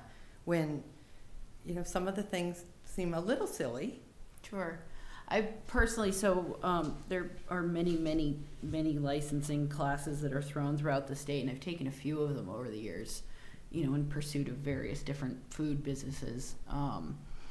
And I was blown away at how easy and accessible it was, and how, the amount of help. And so there's a woman at the state, at the university, who does the testing for jams and jellies and things like that, and they do it for free. And But a lot of times the problem is that you might make something on a whim. Mm-hmm. And if you're doing a batch of something on a whim, you don't really, you have a season that you're working within. It's not like you can really take the time to, I'm going to make a batch, package that up. I'm not going to sell anything. I'm going to wait. I'm going to hold this off until after the people are not coming to my home anymore, until after the season's over. When it's just something that somebody might like. It's more about it's more about just having the freedom to, if I want to put grapes in and onions together, and why should somebody tell me I can't because I didn't send that particular product in to get licensed? Yeah, so it's not really about me. I don't sell a lot of jam, but if I wanted to, I think it'd be nice to not have to worry about that I'm breaking the law, that I have some, illegal jam counter. So I think it would be nice to just make it be more accessible without having to filter through the hundreds of pages on the websites about what's actually legal and what's not, when you're just putting sugar and pectin with a fruit. And it's not rocket science, and it's been for ages and ages people doing it. I just don't think it needs to be as complicated. But yeah, I don't know about milk. I don't want to speak to that. So I'm really talking more about just being able to make the decision of who you trust in your town and who you want to buy things from without it being illegal. So, this is my last question. Yeah. But isn't that already going on right now? And I guess it's a two-part question, and have we had somebody recently that's been arrested? I got a little nervous when Bob was talking about the government showing up at his door wanting to inspect everything. That scared me. But, Well, but, okay. but if I may say, Bob's business is totally different than you selling a couple of bottles of jam at the end of your driveway. Right. Okay? Totally different. Yeah. Okay? But I guess they're that's showing up there because you're how would I want to say? There's no chemicals. There's nothing. They want to make sure. Yeah. And they're looking at everything. It's not that he's doing anything wrong. Yeah. But he's permitted too. Yeah. It's one of those things that I don't know. I don't know what laws could be being broken, and I don't want somebody when you're just doing something simple that everybody's doing. And Also, I'm not a lawyer and I'm not a law enforcement representative, but a cop isn't going to come and arrest you for selling blueberry jam. Much more, someone from the Department of Agriculture might show up and say, yeah, you shouldn't be doing that. But again, getting lost in the minutia. Does anyone else have any more questions for Hannah at this time? Nope. Thank you very much for getting up and speaking. Does anyone else wish to get up and speak right now? So I feel like we could continue to have a lengthy discussion on the ins and outs of licensure, not licensure, food production, etc. But the real question before the board right now, is this something that it wishes to gather more information on? I know, Josh, your request came in sort of right before the close of putting the agenda together, which was unfortunate because it just wasn't really enough time to gather all of the information that the board might want to see. Absolutely. Well, I would Yes. also, because of his involvement with the farm and his experience, I would like to hear what John input on this would be. Sure. So that would be a conversation probably for our next board meeting. Sure, yeah, and with all due respect to Arlene's presentation, I have been following this since I lived in the Blue Hill area, Lothies, many years ago. And it's my understanding that the Maine Municipal Association's latest memo that was put out basically says, we are not and will not draft a one-size-fits-all model ordinance. They've also stated that none of the current ordinances in the towns that have adopted them truly adhere to the tenor of the state ordinance, and that their overarching emphasis is that any municipalities that are interested in having a conversation about this work with their legal counsel to get their personalized advice. While I think that what the Farmers Association has put together is wonderful and lovely, it also doesn't apply to anyone who would adopt this ordinance, because you couldn't go and, under this ordinance, you couldn't take anything that you produce and sell it at a farmer's market, which is where Farmer Brown got in trouble once upon a time. If there is a general consensus to learn more, read more, maybe talk to more people, and David, if we could on our next agenda, talk to our friend in Portland, that being our legal counsel. Talk or get something from her in advance for you to digest? Yeah, Right. I mean, if she has I get something, it. yeah. Yep. You know, I am sure that in her many years of experience, she has run across some other municipalities who've had this conversation, so. Okay. From Sally. Yeah, so I always, you know, I feel like, you know, after 7 years of sitting in this chair, it is our responsibility to really beat this thing to death in terms of looking at where the town might stand, because at face value, despite this handout that we received, I would want to know 100,000,000% that it wouldn't fall on the taxpayers or the town, that should something go wrong, what happens? Is it the town's responsibility? Is it, I mean, I could go on and on with questions, so I think we gotta look at it from all angles. So. Yeah, that sounds good to have our attorney send something over, and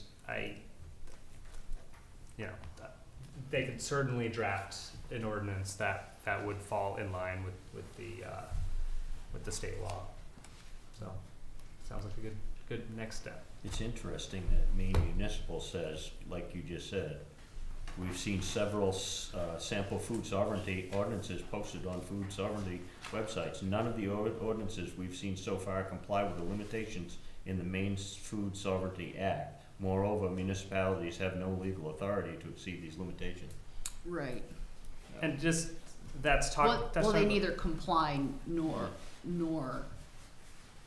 and those that do exceed have put themselves outside the governance of that ordinance. This is referring to the model ordinances.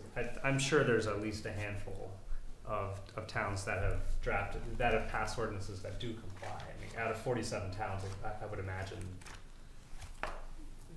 quite a few of them are following. Right. One could make that assumption, but the state went right out of the gate, put themselves in. Right, the very first one. So I think that,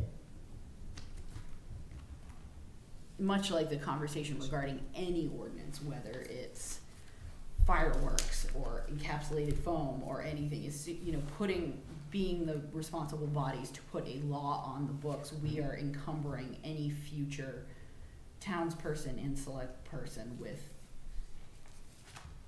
carrying that out. So we want to make sure that we do it, if we choose to do it in a way that is acceptable to the town. Okay, fabulous. Thank you, everybody. Now, moving rapidly along to another super popular idea, LD 290. And David, do you wish to speak on this, or do you want to let Josh share his experience? Josh has done a great job talking on a number of issues. Yeah, it's Maybe it's your show tonight, Josh. I don't want to paraphrase Josh, so I'll let Josh speak, but I'm not sure as it went quite as smoothly as we might have hoped. Lead balloon? Is that Sure, yeah. accurate? So I went and testified in Augusta in support of LD 290, which basically is an act to prohibit motor vehicle use in the intertidal zone. Our local representative, Stanley Page Ziegler, presented it to the committee. I spoke afterwards in favor, and we were followed by, I think, at least 10 people all speaking against it, which was very surprising to me. I learned a lot, and it actually has made me sort of rethink how I feel about this issue, because the gist of it was that this was the let's see. The director of the state marine policy at the Department of Marine Resources was against it, as well as people representing shellfish, shell fishermen organizations, and they basically saw it as a threat to the livelihood of people that that clammers, yeah, and you know, I'm a little embarrassed to say that it's an issue that I really didn't know much about, and I don't know what's going to happen in committee. That's happening pretty soon, I think next week. So yeah, I'm disappointed that it was met with such opposition when our first alert to this was from a law enforcement officer. Yeah. Who knows the law. It surprises me. We're not trying to stop people from making their living, but back in the truck way out down there in Duck Trap is just not right. Mm-hmm. And there is a law against riding an ATV in the intertidal zone. Yeah. And I can understand. What's the difference? Yeah, what is the difference? And do other municipalities, do other towns, do other places have people backing right out into the intertidal zone to clam? Yes, it sounds like that is a very widespread. It's a common practice. And the reason why ATVs were banned in the 80s was specifically because of joyriding. Yeah. And I don't actually think we have had an issue with joyriding in the intertidal zone. Regardless, it can't be good for the intertidal zone to back up a vehicle in there. Well, I can see getting as close as you can, but I understand as the far as the reason. description was, that was out there. So, Like Yeah. Well, I guess it's out of our hands, and well, so technically we can, you know, under Title 12, Chapter 202A, police powers, municipalities shall have jurisdiction to exercise their police powers to control public use of intertidal land, except for such exercise, blah, blah, blah, blah. So we could enforce it with our non-existent police force. right. And if we had one, then we could do something about it. well, we do. We have Waldo County Sheriff's Department, but Well, they're not gonna police the, you'd have to adopt an ordinance and the Yeah. county won't enforce a local ordinance. They won't because it's just not worth their time, or just as a matter of policy? Because they don't know the legality behind whether the ordinance was properly created, adopted, and who's going to prosecute. Because the district attorney won't prosecute a local ordinance either. Okay. Falls onto us again. So And then it's who's going to police it. Yeah, right. I think it's unfortunate because there are, like every rule or law, there's competing interests, and we had a concern for the environmental impact. The shellfish contingent had a concern for their livelihood, but they're one and the same concern, because if you do something with a motor vehicle that degrades the environment, then there won't be anything to harvest. Mm-hmm. So it's very challenging set of circumstances. It's too bad they couldn't get together. Another option, if you want to, is, or if there was enough light had been shed on this by others, we could ask Representative Ziegler to withdraw the request to submit this. I mean, I don't know what he could do. He probably could go to the committee and say, the people that brought it to me said they're not interested anymore. Or you can let it run its course, or you can rally the troops to come and go to Augusta and tell them what I think is a bad idea. I guess, I'm still shocked that it's so wide. It seems like it's so widespread statewide, and that's a huge contingent. I mean, they pulled out the big guns. And yeah, Closing it. and it also isn't unusual for, when a law or a bill is being proposed, for those in opposition to show up, you know, en masse for the status quo. Yeah. Yes, Bob. I'm just, it's a question. I'm just curious, does the town have jurisdiction over, can they pass ordinances on it, on the intertidal property, or is that state and federal jurisdiction? To mean low water is my understanding. Yeah, that we've, So it's Maine's low water yeah, has, the average low water mark. the Yeah. town does have rights. According to this title. the state's given us the ability to regulate if we choose.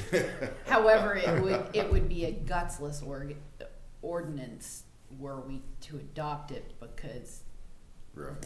well, not, you could call Josh and have them go yell at the person. Shake my fist. Don't do it. I mean, that's, you know, it's without an enforcement body. Yeah.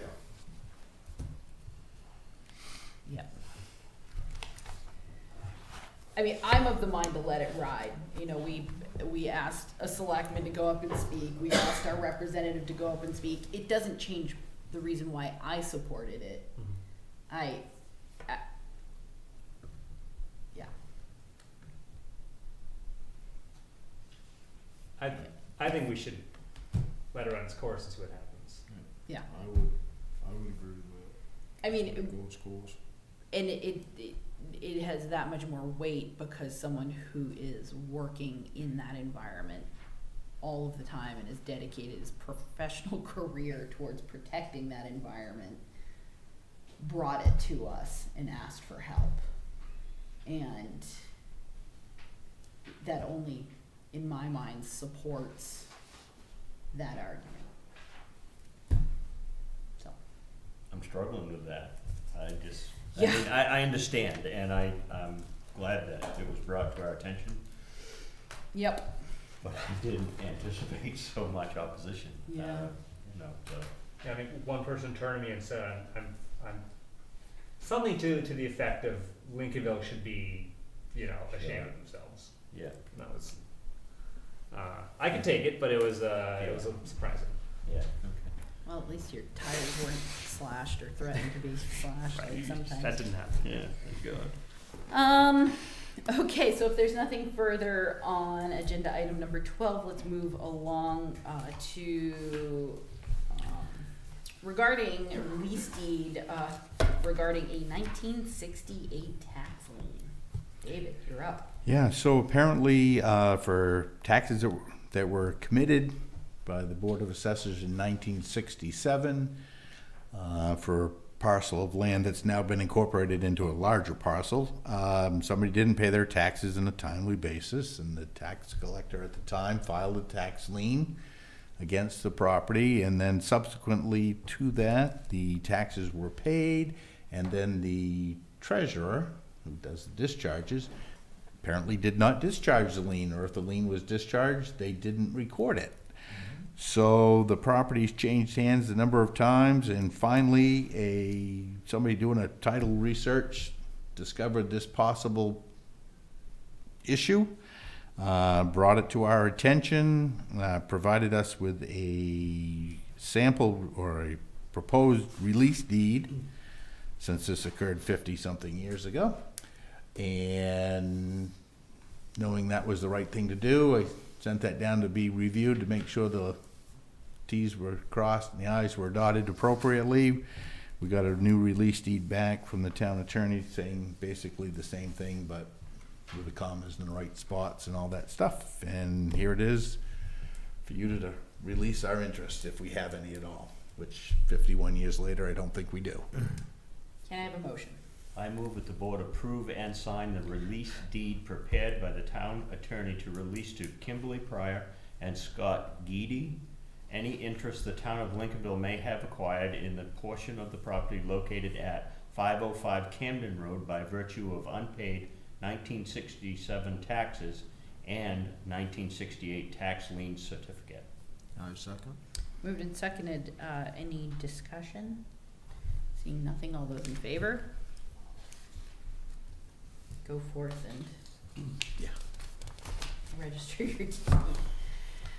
And the project engineer for the Lincolnville Sewer District wrote the town a letter, seeking, as they are working through their project, seeking, a temporary and a permanent easement over the town's property, 33 Beach Road, which is the LIA building site, for the purposes of a wastewater pump station and all associated equipment.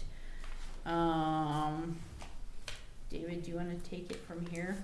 Sure. When we were initially thinking of the sewer district project, we'd planned on installing a pump station down by the LIA building and pumping up to the line that they were going to put in the road, because the grade at the LIA goes away from the road. The sewer district, as lately said, has sent us a note saying that they would be willing to install a pump station at the Lincolnville Improvement Association lot. They've got a poor location in my mind, because we'd have to pump to get to their pump.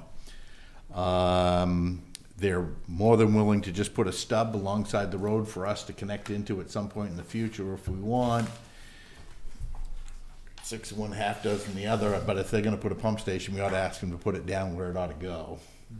So we only have to have one. But since if they do that, they'll do the upkeep and they'll install it, pay the installation cost.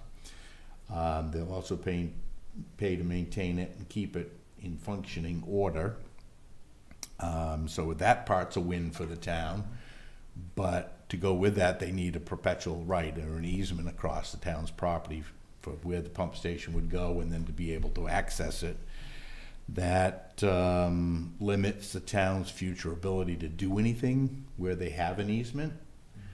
And so it was kind of like, what do you want me to do? What I'd like to do is have a conversation with them about putting the pump station where, in my infinite wisdom, it ought to go. And then finding out how much land they actually need to it, and then come back to you guys, people, and say, here's what they're thinking, here's what they're doing. Also, we have at least one easement, probably two, that cross that property now. I know one that goes down to the well house that's there for access, that we can't impact that by putting something up that somebody couldn't use it. And then we probably have an easement to Central Main Power for the utility pole that's on the site and the wire that crosses. A lot of parts, but. Yeah, I mean, looking at the drawing that they provided us. Yeah, if you look at that sketch, the little black dot is their pump station. Right in the middle of everything. Right in the middle of the parking lot or the drive-in, along with the control panel. The pump station I wouldn't be quite as worried about. It would be flush with the grade or the access to it, designed to, I'm sure, withstand vehicular traffic. But that control panel, I know how we plow snow, and everybody plows snow down there, how tenuous the location that would be, or somebody backing up in that parking lot, you know, in the dark. That just, reality is, if we're going to do it, the little square shows where our existing holding tank is for that building, in the grass area down by the building. That's where we would want a pump station. The building would be off the map over here. Off the map, Yeah. okay. If that makes any sense. So, I mean, My question is, the pump station that they're talking about, is that gonna be for anybody else's benefit besides ours? Well- Or is that a central pumping station for other lines coming in, or is this gonna be just for the LIA building? They don't answer that in the letter. That's something I would like to know. My suspicion is that they're going to, just judging by this sketch that I have, they're looking for the neighbors to the east of us to be able to access a line to They that could pump do station. that from the other location also, couldn't they? They could, but that might impact how much we had to give for Okay. An an easement. easement. It's a good start. It's a good, I think the thought behind it was to stimulate conversation between whoever got this letter, because we're not the only people that got this letter. If you look, there's a pump station proposed for across the street too. And what they're proposing is, as you come up from the beach, for it to flow by gravity. But at some point, just somewhere south of us, the grade changes, so it turns and comes down a little bit towards the brook that's right beside the LIA. And from that point on, they want to have a pressure system because it's less expensive to install and maintain. Well, I don't know what then maintain, but certainly less expensive to install. Yeah. And so that's kind of, I think they sent these out and wanted to have people call and say, you know, yeah, maybe, but I'd like it to be over here instead of over there. And I didn't want to call and give them false hope if there was no way that the board would even consider asking the townspeople to give an easement. Yeah, and so. Because it won't be a board decision ultimately, anyhow. Right, and so without getting lost in the minutia, I mean, there's really one thing that the board needs to do right now is that, do we want to allow David or give him the go-ahead to open up or continue a conversation with the engineers to look at alternate sites, given that this one from the outset doesn't really seem to work without encumbering us into the future with a ridiculous easement. With the potential of 2 easements already there, we can't put another one. Well, you can potentially have overlapping easements as long as what you give to one doesn't somehow interfere with the other. I mean, if we've given an easement to CMP to run an overhead line from their pole to our building, and we give an easement to somebody else to drive a car across that same spot, will be, because the car is not gonna run into the line. But if you give somebody the right to drive here and then you wanna put a garage on it, you can't, because you're then negatively impacting their ability to enjoy the easement, if that makes any sense. Do we need a motion? I'm okay with Just have the conversation. have and then a we'll go conversation and get some more better information, but if an easement was just out of the question with you folks, and we just wanted to completely say, nope, we'll go it alone, we'll put our own pump station in like we've been planning for 2 years to do, and pay the freight and be done with it, then I'd just tell them that, put a stub out by the road and leave us alone. Well, no harm in having a conversation, right? No. We have a question from the audience. Do you wanna come on? Come on down. All right, thank you. My name's Martin Palazzo. I am the new trustee on the sewer commission, so I can answer a couple of your questions. Congratulations. Thank you. That was a small gene pool to go through, so. The location of the grinder pump that we're talking about can be placed anywhere. It's not written in stone, that's why the easements are going out. Sorry, hang on. Guys, hey, could you take it outside? I get really distracted. It's hard for me to listen to 2 conversations at once. Thank you, sorry. No problem. Thank you, guys. Thank you. The location that the letter David got was sent out so we can get the easement, so we can maintain the grinder pumps is basically what it is. The grinder pump can go anywhere, Dave. That site was just a spot on the plan, and that's why the letters went out. If anyone had a question, they wanted to move that location anywhere, the engineers can move it anywhere they'd like to move it.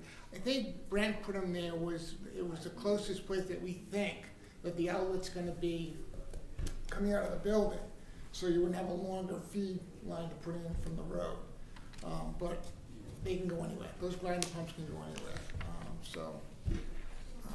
Again, that answered your question on that. I don't know if the easements I'm not up to speed on what they entail. other than I knew that we were looking for it just to get it so we could get, be able to get access to that grinder pump. I think that was the only reason that we're looking for the easements. Yeah, and I think that that's my primary question, David, is just the nature of the easements and where on the property it makes the most sense to encumber going into the future. How far can the control panel be from the grinder pump station? Truly, I know it has to be close. It doesn't have to be,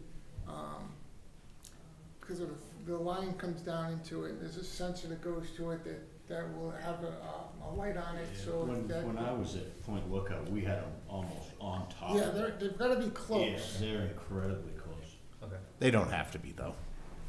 They can be a ways.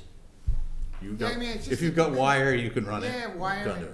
But I mean, preferably, there are some practical benefits to being nearby. But Well, especially if you've got multiple of them. yeah, I mean, depending on what type of pump station you're talking, some of them are controlled relatively remotely. You don't even know that they're there, But anyway, Yeah. that's not what we're talking about, and we Exactly. still have the entire municipal budget to get through tonight. So not to curtail any meaningful conversation, but at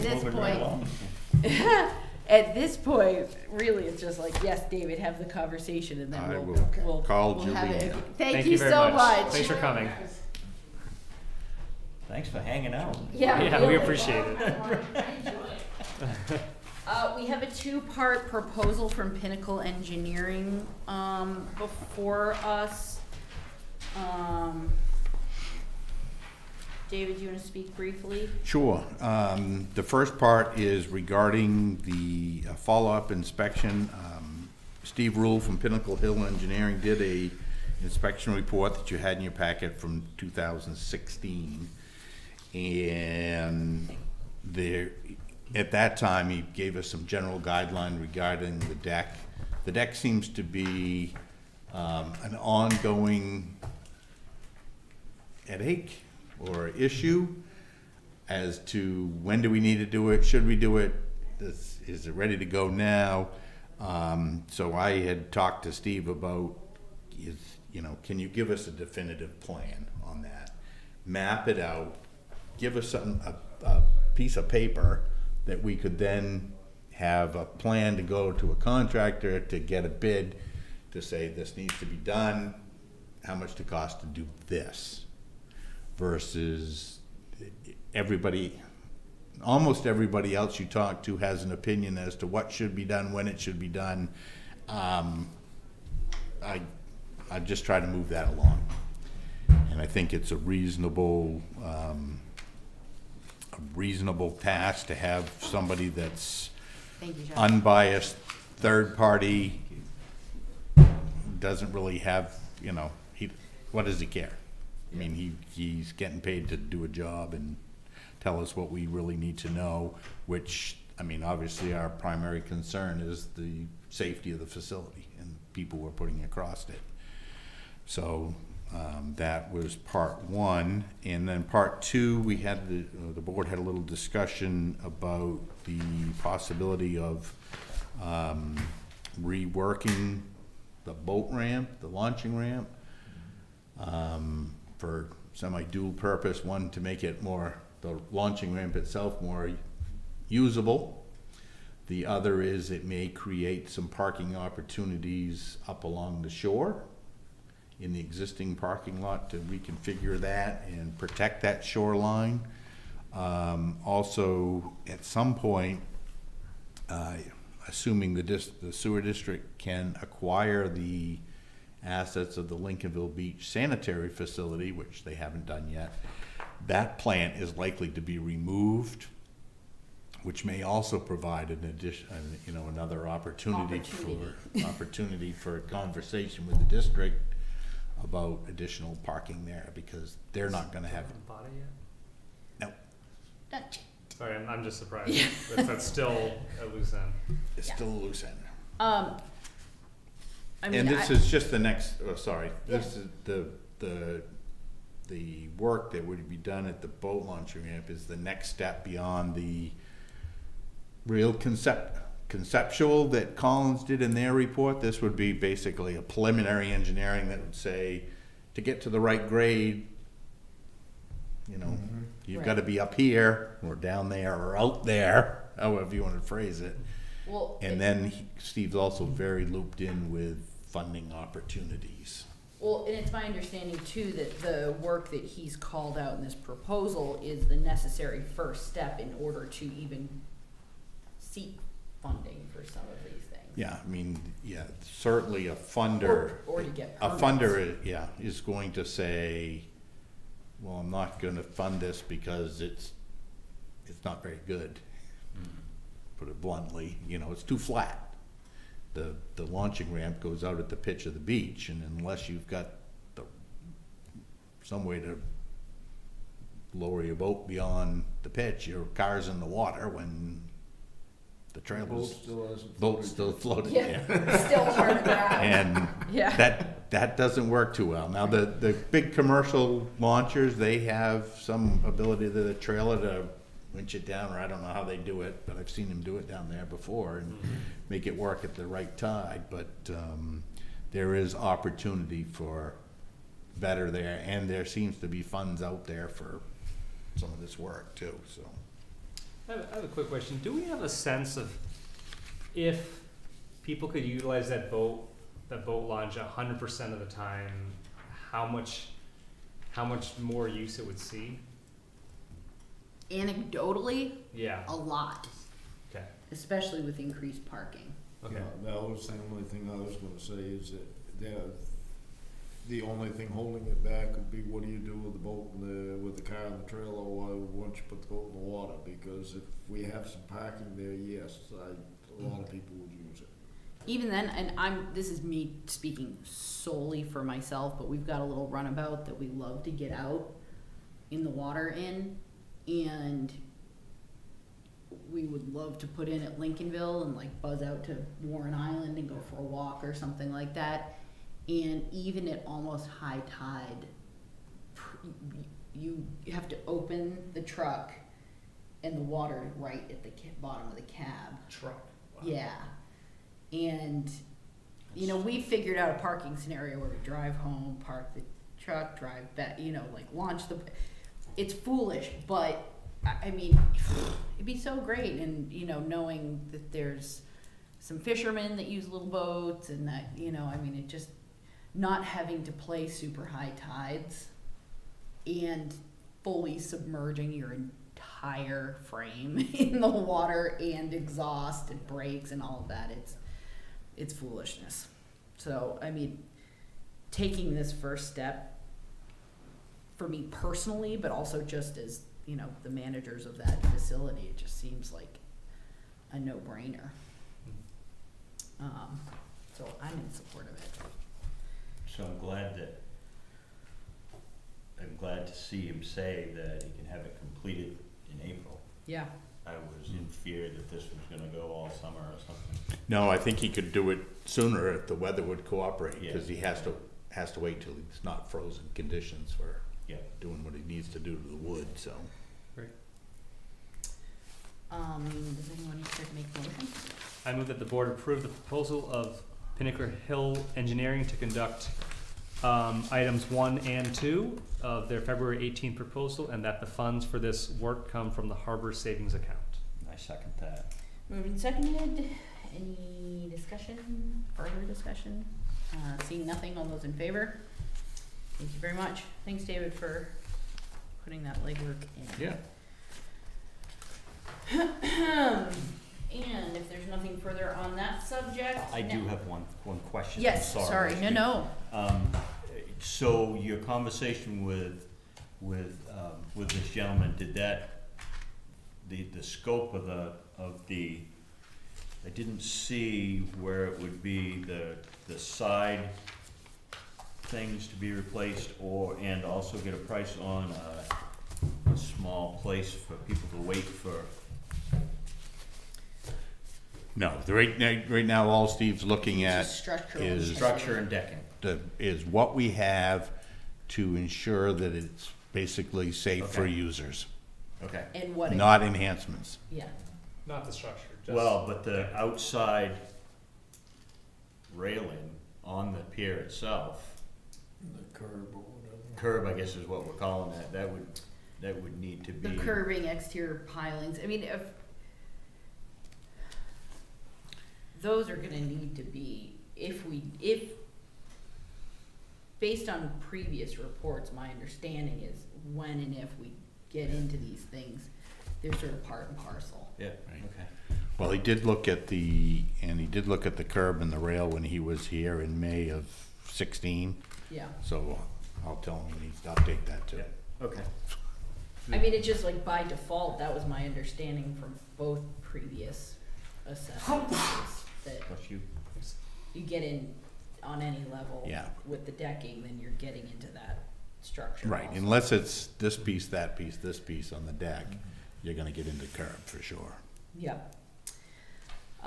So now that we've had such vigorous public input on theoretical conversations and non-life threatening things, now the room is completely emptied out so that we can talk about the millions of dollars we are empowered to spend. So,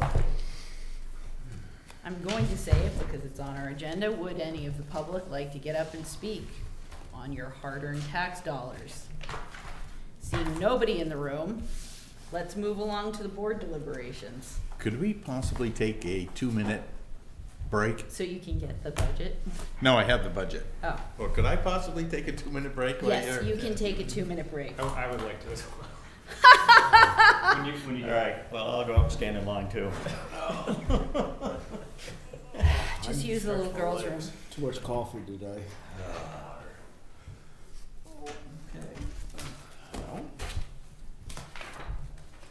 Now, where's, do you guys have your budget? He said The for us up- to bring ours. Yeah, but the latest up, Right, there's nothing, I got nothing. I had two, usually it's in our, of the previous meeting minutes, and I have no budget. yeah, no budget in my packet. All it says here is to bring your previous records. All right, That's what it said. whatever. Whatever.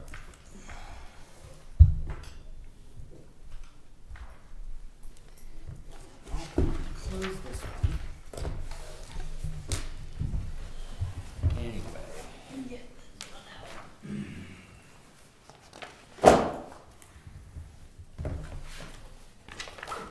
Line item by line item.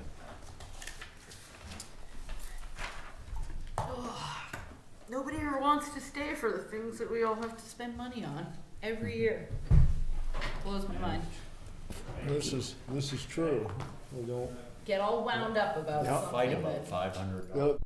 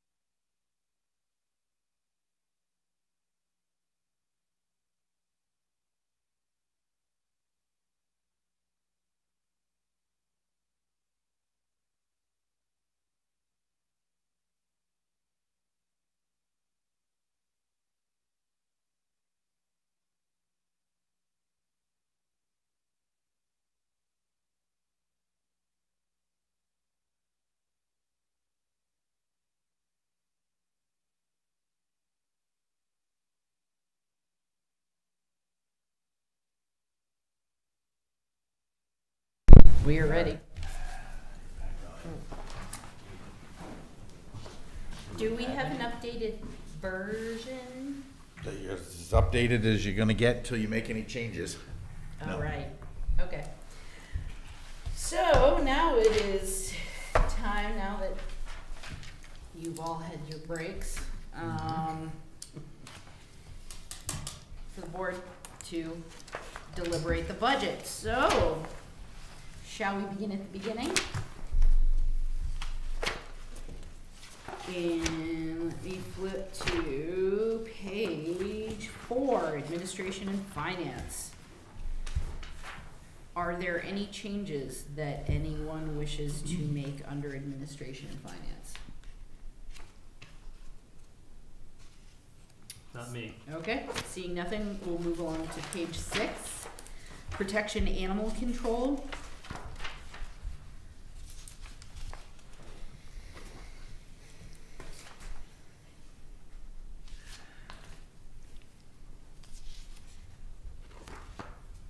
Not that this necessarily has bearing on the budget, David or gentlemen on the board, but my ears perked up when it was suggested that we could have a backup or secondary or alternate animal control officer that was paid out of a portion of the whatever is raised and appropriated for the animal control officer. Definitely think that that's worth having a conversation about. So, at the same rate that the, Yeah, I mean, it's same amount. Yeah. It's Well, just, some towns basically make the ACO find a backup ACO, and then if compensation's necessary, they make the ACO pay for the backup. yeah, Okay. And versus some towns which I don't set know if aside that's a little additional money and then try to find somebody on an hourly basis. I mean, it makes sense to me if our animal control officer isn't available to do the job, that they then pay whatever we set aside for that person to do the job. And that's probably a policy conversation that we need to have at a later time, but. Wonder, that's something that we would have to talk to her and do before we could make any adjustments on this or anything. Well, and I'm not suggesting to make any adjustments to this number, it's more of a policy than a budget. I mean, quite frequently, she has in the past sometimes left us with somebody. The last time she left, she Right, told us who to call and right.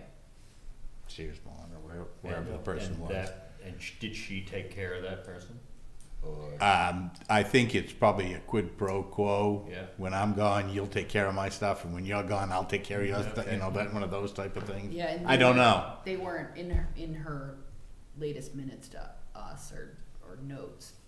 They weren't needed while she was gone, but they were on call, which is nice to know because there definitely have been times where David gets to do it.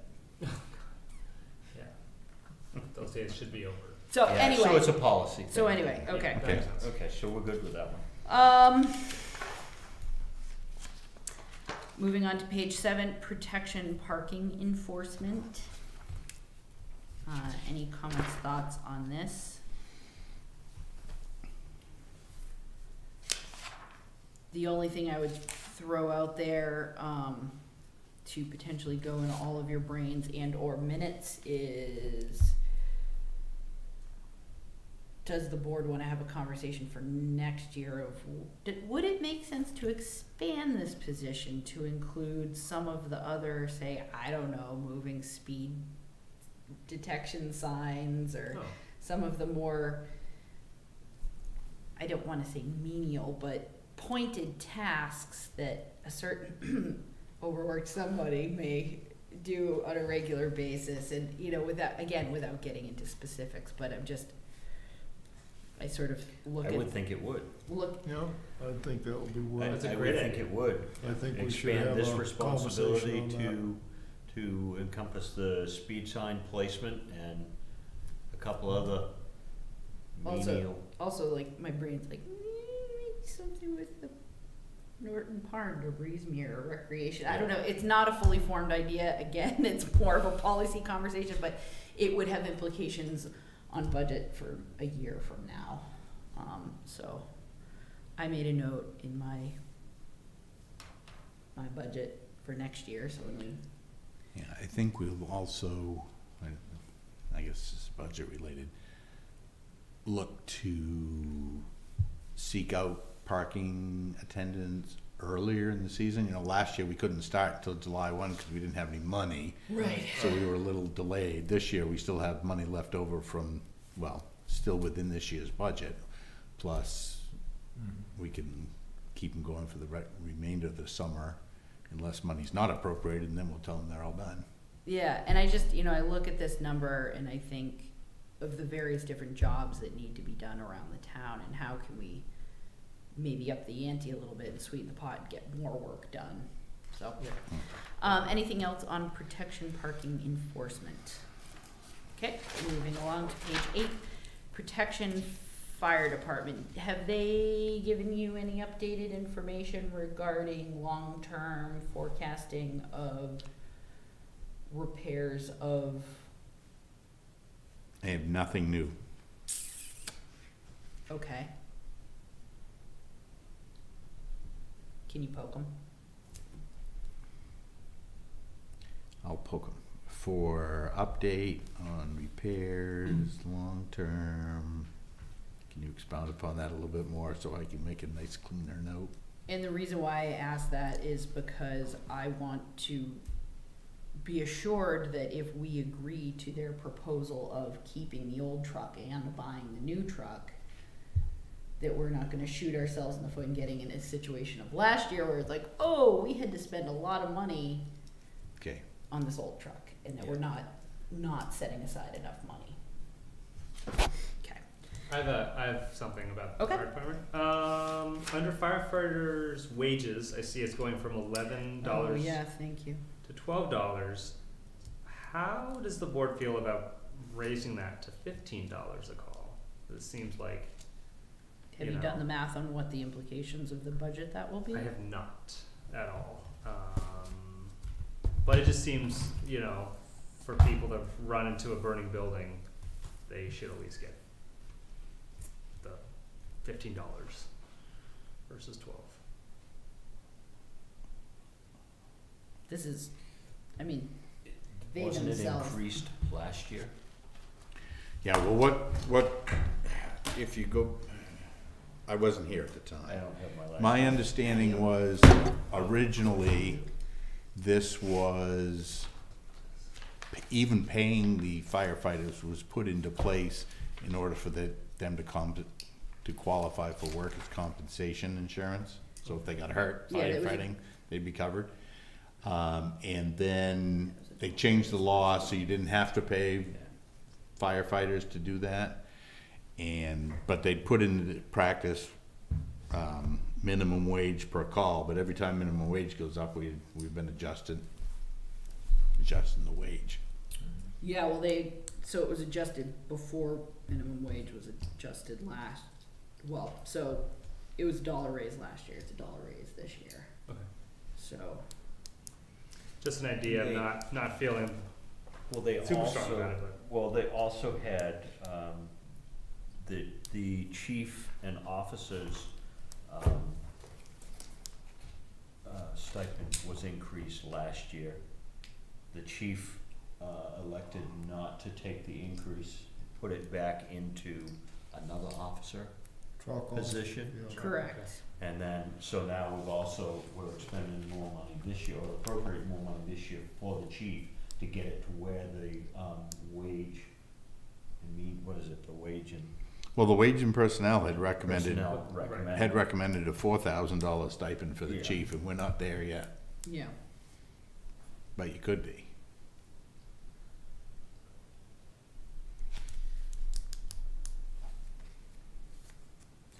I'm good with the 12. Okay. Yeah. And it's a good question, though. I mean, the they are sentiment going is to- Absolutely. is heartfelt, but I think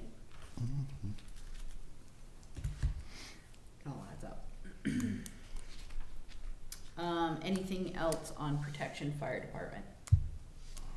Okay. Moving along to page 10, protection other. Questions or comments here?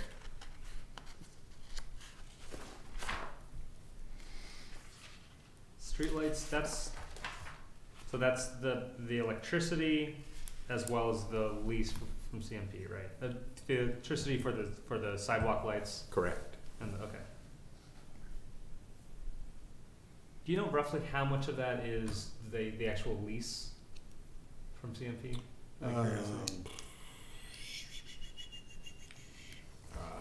I'm gonna say it's a roughly half, but don't hold me to that.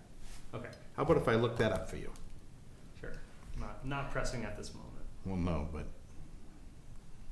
other. How much? I have it somewhere. Press. Lately's better prepared than I am. I can't, I'm a crazy person carrying around 10 years of budgets with me here.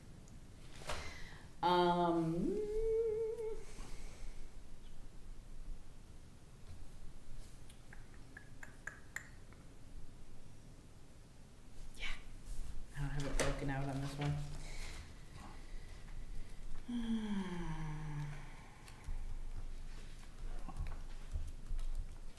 David, off the top of your head, how many CMP lights do we have? 12. Okay. And potentially less. Let's see if I can find that. I think it's actually, Josh, closer to 2/3 streetlights, 1/3 sidewalk in the new, with the new money. Okay. Okay, anything else on page 10, protection other? Okay.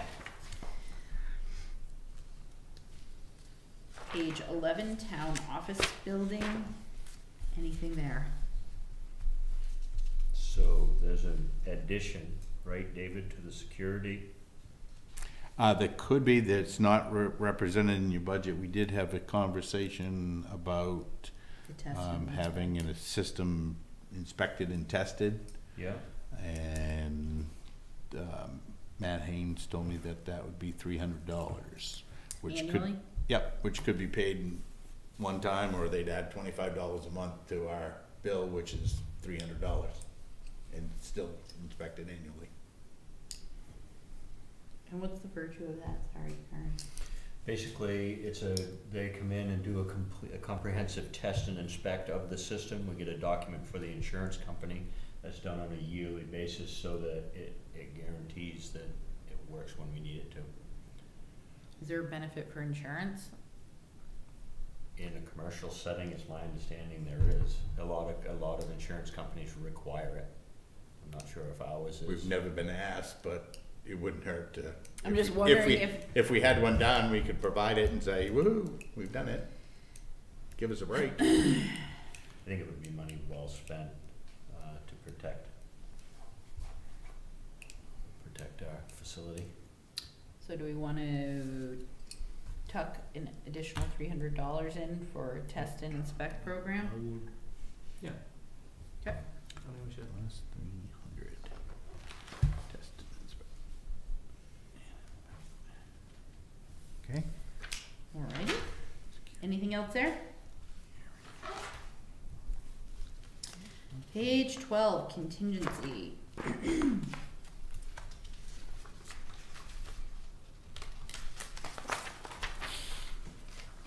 Anyone want to argue about it? No.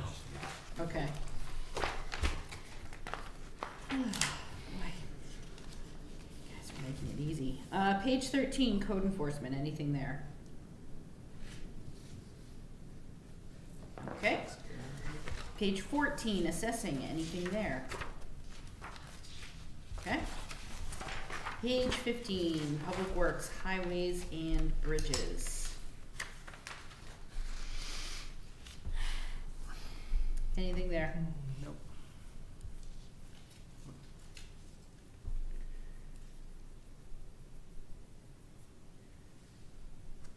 Okay. Page 16, Public Works Transfer Station, too bad. Page 17, Public Works Harbor, anything there?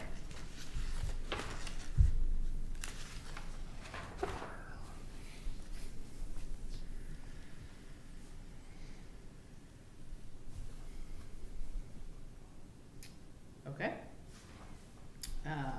Moving along. Page 18, Public Works Other. This is, okay, anyone want to start? So, yeah, we're gonna, well, I'm just gonna go right to Breezemere Park and. Okay, let's, sorry, take this apart. So we have McGonagall Dams, and currently this is, asking to include $8,000 to be set aside into, the dam. I'm good with that. I mean, Looking at the paperwork that we got tonight, yeah, I don't see how we can't, yeah, to be real agreed, honest with you. under any circumstance. Yeah, Breezemere Park maintenance. We have several lines, so let's just break down the lines. So under Breezemere Park maintenance, we have $600 called out. We have emergency dock removal if necessary. Anything there? We have porta potties, which are, I don't think, something we should be arguing about. Float deck repair, painting tables. well, so $100, and, I think 1.5 tables got painted last year, Mm-hmm. unless they've all been finished, and I haven't seen it. No, they didn't get done. So we put 100 in there last year, and we did half of them, or? I don't know that we put any money. Okay, I'm aside. sorry, I should have brought my No, that's okay. last year's. How many there's 2 picnic tables down there? There was. Actually, there's more than that, there's there's more 2 than up on the gazebo. Yeah. and And there's- there's right. No, that's, okay, so, the rec committee had requested $400 for float launch, retrieve, repair, picnic table, signage, etc. And we, included an additional $100 for painting and staining the picnic tables. Okay. So sensibly, those monies shouldn't have been completely expended if it isn't done. Yeah. Right? David, are you? Right, but fiscal year end, we're gonna take all that. Take the money away, yeah, Take it back. right, Correct. but do we, Correct. So, yeah, without having the rec, chair here to ask how many of them actually got done, I'm not sure. I think there's 4 there, maybe 5. Okay. Let's go with 4, cause there's 2 that are up on the gazebo, or in the gazebo, and then there's 2 down at the beach area. And I don't think $100 is gonna paint myself. I would paint all 4 of them at the same time. you don't think $100 worth of paint's gonna do it? I mean, is it being painted with volunteer labor, or Yeah, we Leslie paying did it. somebody? That, yeah, Well, that's if it's tough to say if we're gonna get volunteer. I mean, the thing is, you would paint them with 2 gallons of paint, you could buy 2 Yep. gallons of paint for $100, but, Okay, I mean, it ain't gonna pay the brushes, it isn't gonna, I mean, that's basically good exterior house paint, you're gonna be spending $50 a gallon, between 35 and 60, depending on whose you buy and what flavor and all that good stuff. But, I mean, you're gonna need paintbrushes and, stuff to go with it. $100 is tight to do 4 tables. doable. If you should gotta we- pay anybody anything, I mean, you're looking at $500 Yeah. if you're putting labor in there. I mean, that's just me guessing right off the cuff without, I sell the stuff, but I don't, I don't quote out hourly wages and stuff. I don't think the request was for labor. Okay. I think it was, It's just Leslie, I think by herself, Yeah. scraped a couple last year and then Painted them. stained them or Yeah, painted them which or is- whatever she did. Great. And I think that was probably her plan for the coming, but Well, considering, considering, supplies and everything, what do you think about adding $150 to that to make it a total of $250? And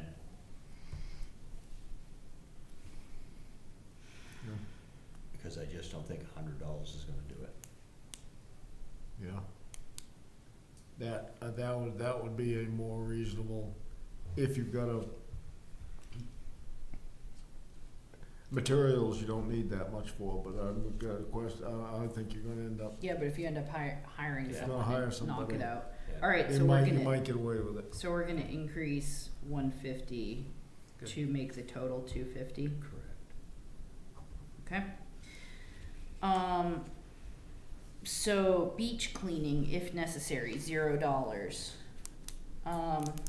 David, can you remind me why? I don't have any notes of why that decreased by $400 from last year to this year. because the rec committee didn't request any under it, but we put excuse me, sometimes in previous years, I guess I would say if the wind's blown wrong, it becomes the way Breezemere Park is, the beach becomes a collecting area for whatever Stuff. debris, certainly leaves and whatnot, and we've had those removed in the past at times. Okay. But apparently they didn't think it was gonna happen. Okay. And under maintenance, float launch, retrieve, repair tables and signage. This year we have 0. Can you? Float launch, hopefully volunteer, retrieve, hopefully volunteer. We have our monies for emergencies. Tables, I guess, from pretty good stead. I would say, how many more signs can we possibly buy and put down there? Mm-hmm. My opinion. They requested none. We put Big Goose Egg there. Yep. So then we are on to ice rescue ladder, which we didn't actually discuss with the committee chair, but I am inclined to suggest that we just knock that down to 0 because of any number of reasons. I could give you about 4, or I wouldn't support it. Yeah. I mean, It's just a completely unvetted idea that we I should. mean, it's a great idea, but who's gonna run it, who's been trained to operate it, where it's gonna be kept, who's liable, I mean, the town's liable, but who's liable when you go to rescue somebody and it doesn't work right, the person's not trained right, you're asking for, Yeah. yeah. Yeah. So. Yeah, and I believe that the personnel that we do have here in town that are trained for that have the equipment to do that. I Right. believe I our mean, fire it's- department is. We have a ready to very go. good fire Right. department, Yep. they're just trained. Yep, you yep. know. Yeah, and they're down the street. Kayak canoe storage supplies, labor provided by the Lincolnville Boat Club. Again, completely unvetted idea. And without having a plan and policy set in place, we shouldn't talk about dollars for it. Purchase weed whacker, exact same conversation. What did they do what have they been doing for weed whacking the last few years? They're not. It's just not weed whacked? It just grows wild? Or does the volunteer come in randomly once in a while? Yeah. Haphazardly? Okay. I think it's been, Well, it's the. I think it's been cut down like once a year. Yeah, it's When it the dries. conversation with the chair, the last time this was asked for was, where you're gonna keep it, who's gonna train, we're gonna need safety equipment, and the list goes on and on of things that needs to be done. If then, the mowing Why not get, you know, what's it gonna cost to pay somebody Right, weekly? to and include that. That's not here, so. Yeah. And the mowing for 600, that's actually hiring someone, correct? That's donating, somebody donates their time to do that, the guy across the street, Okay. and at the end of the year, they give him $600 for his time and fuel. Okay. Wear and tear on his mower. Got it. Yep. Yeah, I'm definitely good with having that be 0 for. Would he also weed whack it for a little bit more of a donation? I think he does. It's my understanding he doesn't weed whack. Okay. I don't know. I'm not quite sure how it gets done, but Yeah. Yeah, well, once a year, that, But the Yeah. swampy area gets, yeah. Mhm. So the dog, the next, I'm sorry, I'm out of line. Well, no, so I guess I would ask David that somewhere in our notes before budget season to say, well, does it make, getting bids on mowing that includes weed whacking? well, they actually talked to a contractor about mowing Yeah. and I presume weed whacking and got scared away, and so they put the $600 back in because it was, But we never even had the chance to have that conversation. That's the, well, I think this is what they recommended doing, continue with the current practice. and a magical place to store a weed whacker, apparently. Yeah.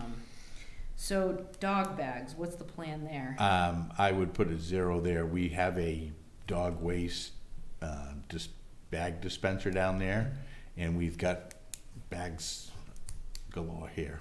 Great, that makes that easy. And we do not encourage dogs on the beach, but I dogs didn't certainly think there go was to, supposed to be any down there. you can go in the park, just Wow. don't go on the beach. Okay, yeah. So moving along to Lincolnville beach maintenance, we have porta potties, restroom maintenance. Anyone have a problem with that? That's actually slightly down. Beach cleaning contract, it's ever so slightly up from last year. Spring and storm clean. And beach cleaning supplies. And then we have the Veterans Park maintenance. And we have $1,000 in there, is that right, David? Yes. There's 1,000 in there? Well, That's the request. that was the suggested amount that we put in there. Okay. Then we have the septic disposal contract, moving on from that. So then we have the athletic fields. And we have the contracted maintenance, which we have broken out a green versus non-green option, which I feel like I'm a little frustrated because I don't necessarily understand why there's just 2 options. Why it's, yeah, what does non-green mean? Does that automatically equal glyphosate? Or I don't know, I'm frustrated because I feel like I do not have the information that I need to make a decision on this budget line. For me personally, when we had that conversation about glyphosate months ago, I mean, my sole concern was pesticides. Yeah. Whether or not it was organic fertilizers, I didn't really care, frankly. I think it's important, sure, but pesticides was my actual concern. I think the biggest concern was the Roundup. Yeah. Yeah, and I was thinking back the Roundup out of it, and it didn't look like there was anything else that was concentrated with anything that was a concern. But then it launched into this. Right, and then, you know, so we have Axe organic weed suppressant. And we haven't been provided with the information about that weed suppressant for me to know what that means and to pay, you know, that much more money. I know, David, you hate when we draw things out, but I just feel like I can't. No, I don't mind you. Weigh in on. If you do, there is no pressure to make a decision today. I guess the question of the only pressure I want to give you is if there's something like this that you need more information on. Yeah. If we can get a list of those things so that we can actually get that information, so that when the pressure is on and we're up against the time crunch, you'll have the information you need to make a decision or informed choice. I would be curious to see the MSDS sheets on some of these chemicals deemed organic or not organic, and then I would love to get another copy of that original proposal by the ball field company. There are two. One, status quo, the way we've been going, and there's one totally green. Yeah. So, I mean, I would love to see those also, so that I can do a little bit of vetting, in terms of both cost and approach. You gentlemen have any other requests under the contracted maintenance? What's general maintenance for 35, 39? I've just got a question mark there because I'm not sure that was. So, in my notes, I have, there's painting and shingles, there's materials for, general materials, and, I don't have specifics.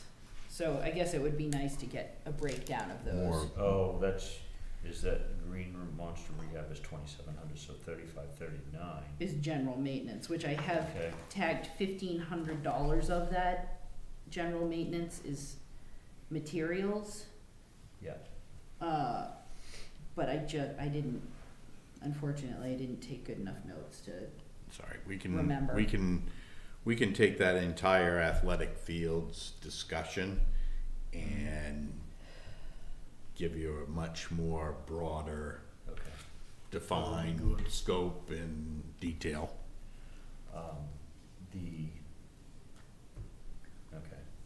So anything else under athletic field specifically? No. Okay. So moving on to what is currently titled as pickleball, and I guess I would respectfully request that we retitle that. Tennis. Something other than pickleball, maybe tennis courts, court maintenance, or recreation athletic infrastructure maintenance other. Because I don't necessarily want to pigeonhole it into tennis courts specifically, but I'm embarrassed that we've not talked about tennis courts in the entire time I've been on the select board. Wow. Me neither. It's never been brought up, and I'm wondering what else am I not thinking of? Because, I mean, to be honest, at 9 o'clock at night, this far into it, I'm putting my best effort in, but I'm not going to be able to think of everything that we need to think of, and so I would much rather have it be recreation infrastructure, town-owned recreation infrastructure other, and with all due respect, I have to say no to the entire request for pickleball. For many different reasons. I'm not in favor of providing tape paddles and balls, but I am in favor of looking the court over, maintaining the court, restriping it, and in that process to include pickleball guideline painted lines to make it a dual purpose court. But I'm not. Sure, but expending the entire $10,000 this year? I think, no, that's, I've got right here, look to spread that over at least a couple of years. If we have someone look at it that is somewhat of a quote-unquote expert, and they say the surface is fine right now, we need to do this and that to prolong a resurface, and I feel that would be money well spent, and restripe it. Yeah. And at that time, stripe it so that it can be a dual-purpose court. Yeah. But at this point in time, I don't think we buy basketballs for the school. So, Yeah, I mean, I would love to get a quote to see what repainting, having a professional who's really good at doing square, straight line, or curved, or whatever it's supposed to be, lines, and having that done, and having an expert, because I am no expert, on the condition and longevity of how it is right now, and then we start planning to improve it. I think what I wrote is total amount to resurface tennis court possibly to be spread over a couple of years, then budget yearly to achieve a 5-year maintenance plan. So there's, we don't even know if that needs to be resurfaced, which it just doesn't look that bad to me. I've walked on it recently.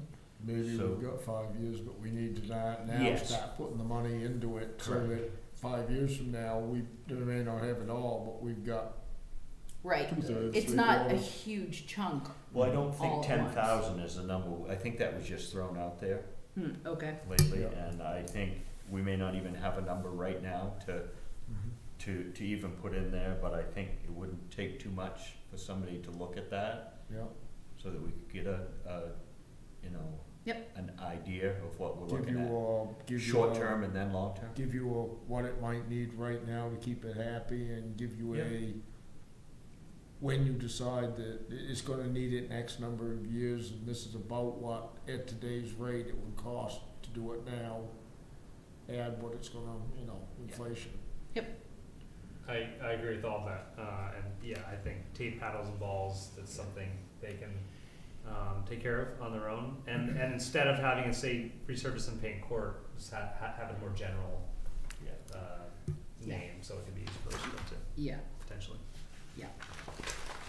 Okie dokie, that's it for page 18, page 19. Are you gonna put any money into whatever we're gonna rename that line? Well, I feel like we need some more information. More information. Yeah. All right, got it. So TBD. Got it. Does that work? Yep. For painting, quote for painting. Yep. And a general assessment. All right. Yep. So page 19 being information, page 20 being information, page 21, boards and committees. Anything there? I just had and I think I wrote I hope I wrote this in your notes. A couple of years ago, for lack of a better word, in an effort for some transparency, we took some of the costs of supplies we provide to planning board and board of appeals and budget committee, and put them in, we assigned $100 to each one of them. Right. And then the suggestion was, well, that seems kind of silly, why don't we combine them back? And I was just like, whatever. And then I realized that was actually a board suggestion, I think, from a number of years ago. And I didn't know if that's something we want to keep to separate. Lump in town office supplies. Well, we took the $300 out of here and put it in administration and finance. Mm-hmm. And if you want, we can take $300 out of administration and finance, put it back here to kind of give that. Yeah, I mean, I think it makes sense, particularly if we're tasking, say, I don't know, the Lakes and Ponds Committee with an education. We can see how much money we've spent specifically for boards and committees out of that line. I mean, that makes sense to me, especially if it's just sort of moving it from one pocket to another pocket. Right. I mean, we're still going to expend the money should we need it.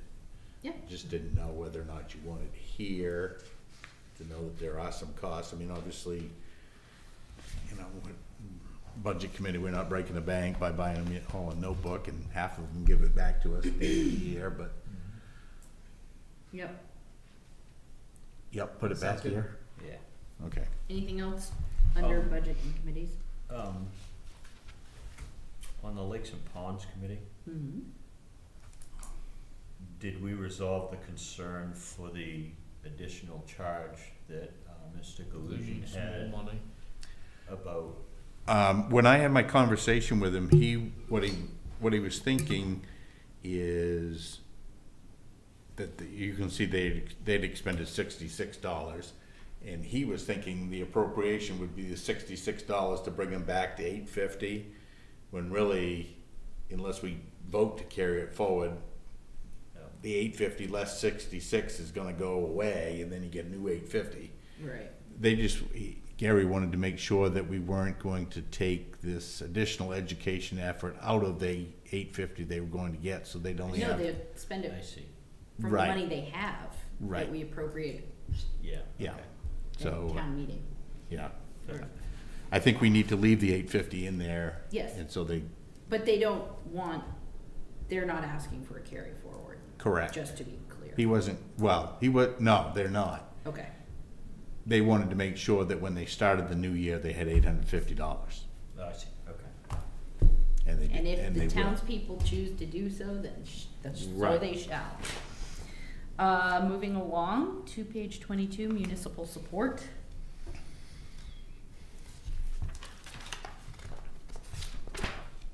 Did you miss one? Conservation Commission.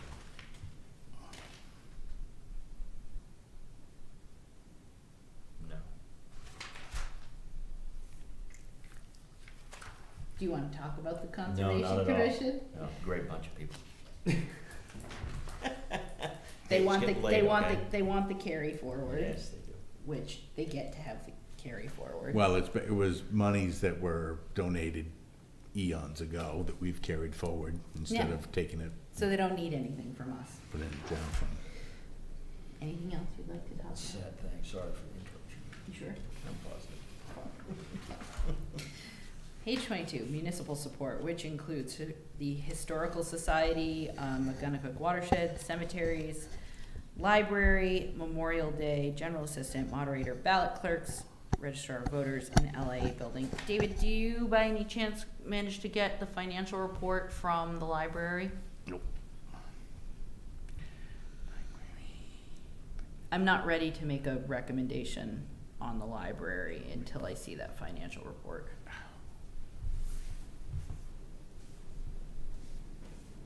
It sounds like they're doing great, which is awesome, but I just need to satisfy a couple thoughts.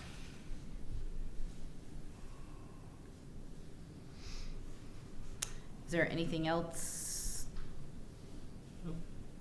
Okay.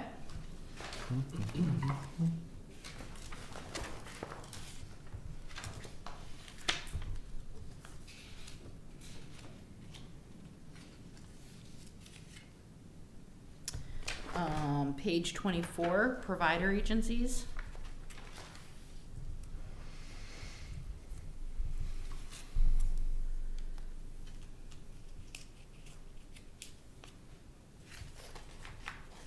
I feel like for something that traditionally has been such a controversial subject in years past, between last year and this year, I feel very much assured by the budget committee's process that they've put effort into what they have recommended to us, this is the only case where we actually have their recommendation before ours.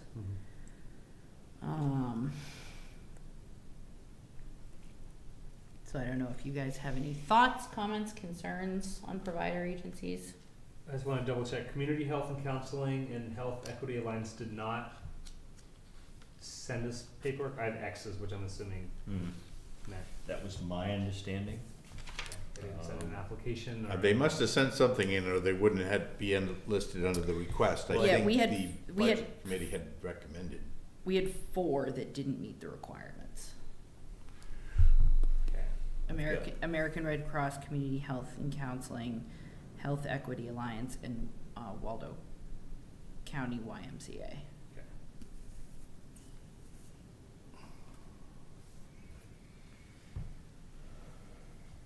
Anything else there? Okay. Page 25, Capital Improvement Program.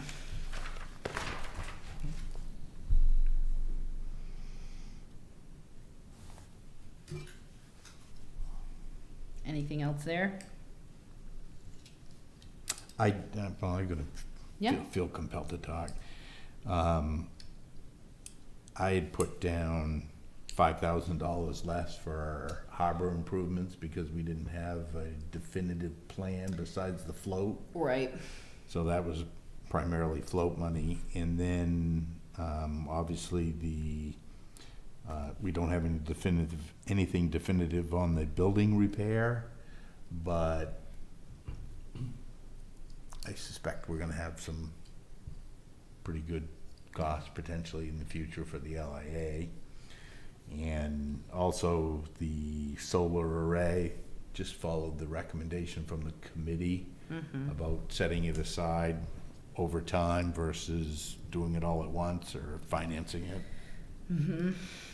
Just wanted to make sure that you're all cognizant that the money's in there is for the plan to be able to have the funds to purchase that in 3 years, should we choose to then. I think that's the best course of action, to appropriate a third every year until we hit that date.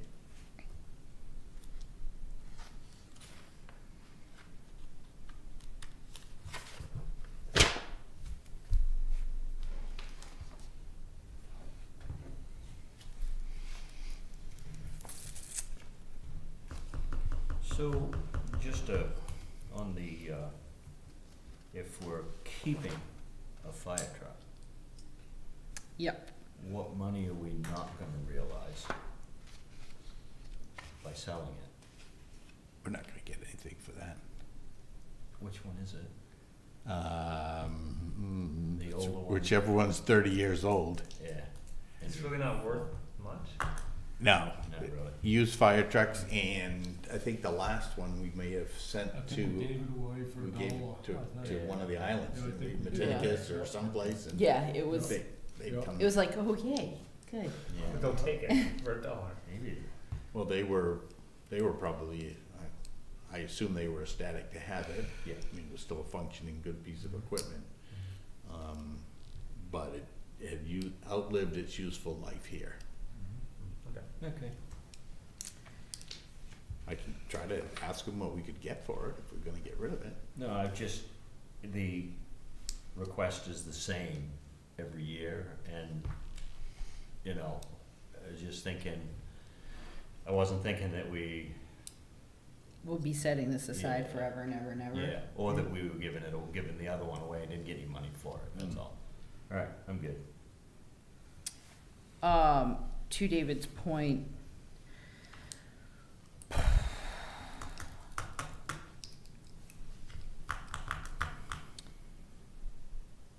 remind me, was it 3 years that it was the optimal, or was it within 6 years that was the optimal purchase for the solar array? The solar array, their recommendation was as soon as it's available, you save more money by purchasing it. The power purchase agreement has our first availability after the 6 year of operation. Okay. But apparently they've changed maybe how long you can get the tax credits or whatever.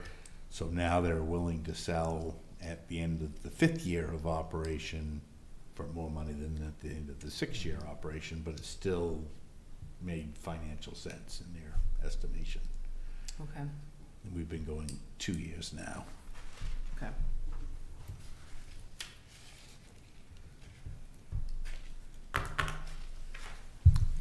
I'm feel like I would be remiss in saying that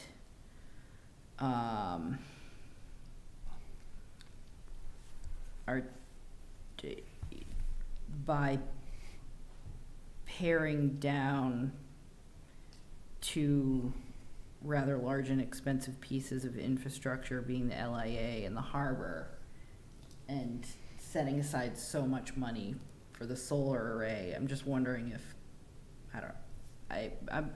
I don't have a crystal ball and I can't read it, but I am concerned for what that's gonna do to our budget in a year from now, if we don't set ourselves up for success. And I'm just wondering if there's a compromise that we should try to seek here.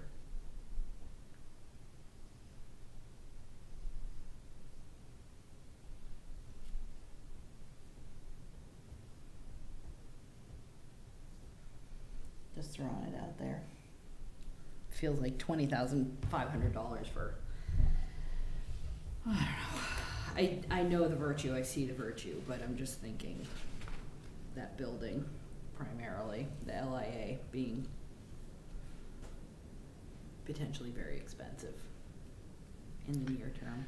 I suspect that when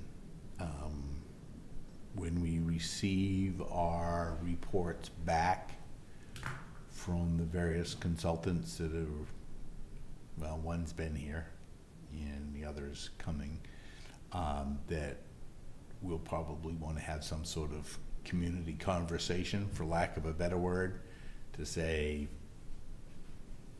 here's the information that's been, that we've gathered from this, and now we need to think amongst ourselves how we're moving forward, and the I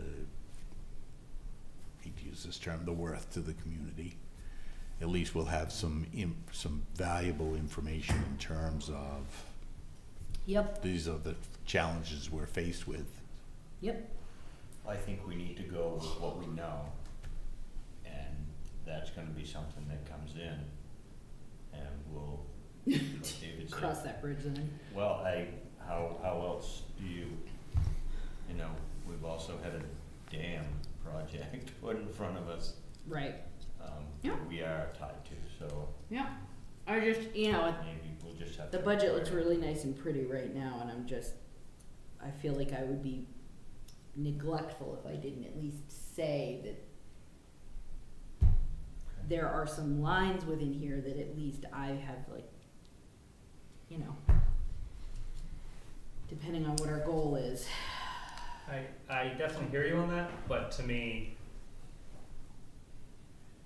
we all see the point of buying it early, but if we are buying the solar array as soon as we can, but we know that we're leaving money on the table if we don't do it as soon as possible. Like, we know that's money that we'll never get back. So that's a known, as Don Rumsfeld would say. Right. But, if we're, I think that, having the conversation, if we bump it out to 4 years, is that gonna screw us long term? No, but if we can have a flat budget where we're not increasing taxes to our taxpayers, I would rather have that conversation of extending it, lessening the money over 4, I don't have these, I haven't done the math, but I'm just, without knowing how this is gonna shake out once we, have all the pieces. When will the crystal ball be available for the LIA building? It's gonna be, way after we need it. yes. Okay. You're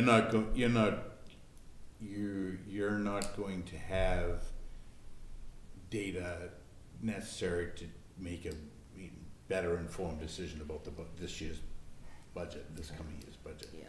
David, do you, off the top of your head, remember what the savings differential was if we waited another year or two to buy the solar array? Seems though that it was, the initial year was like $224,000 over the remaining life of the facility, and that dropped by several $1,000s a year. I probably could go grab that if you wanted that. it might. Would you just tuck it in for next Yep. time? Yep.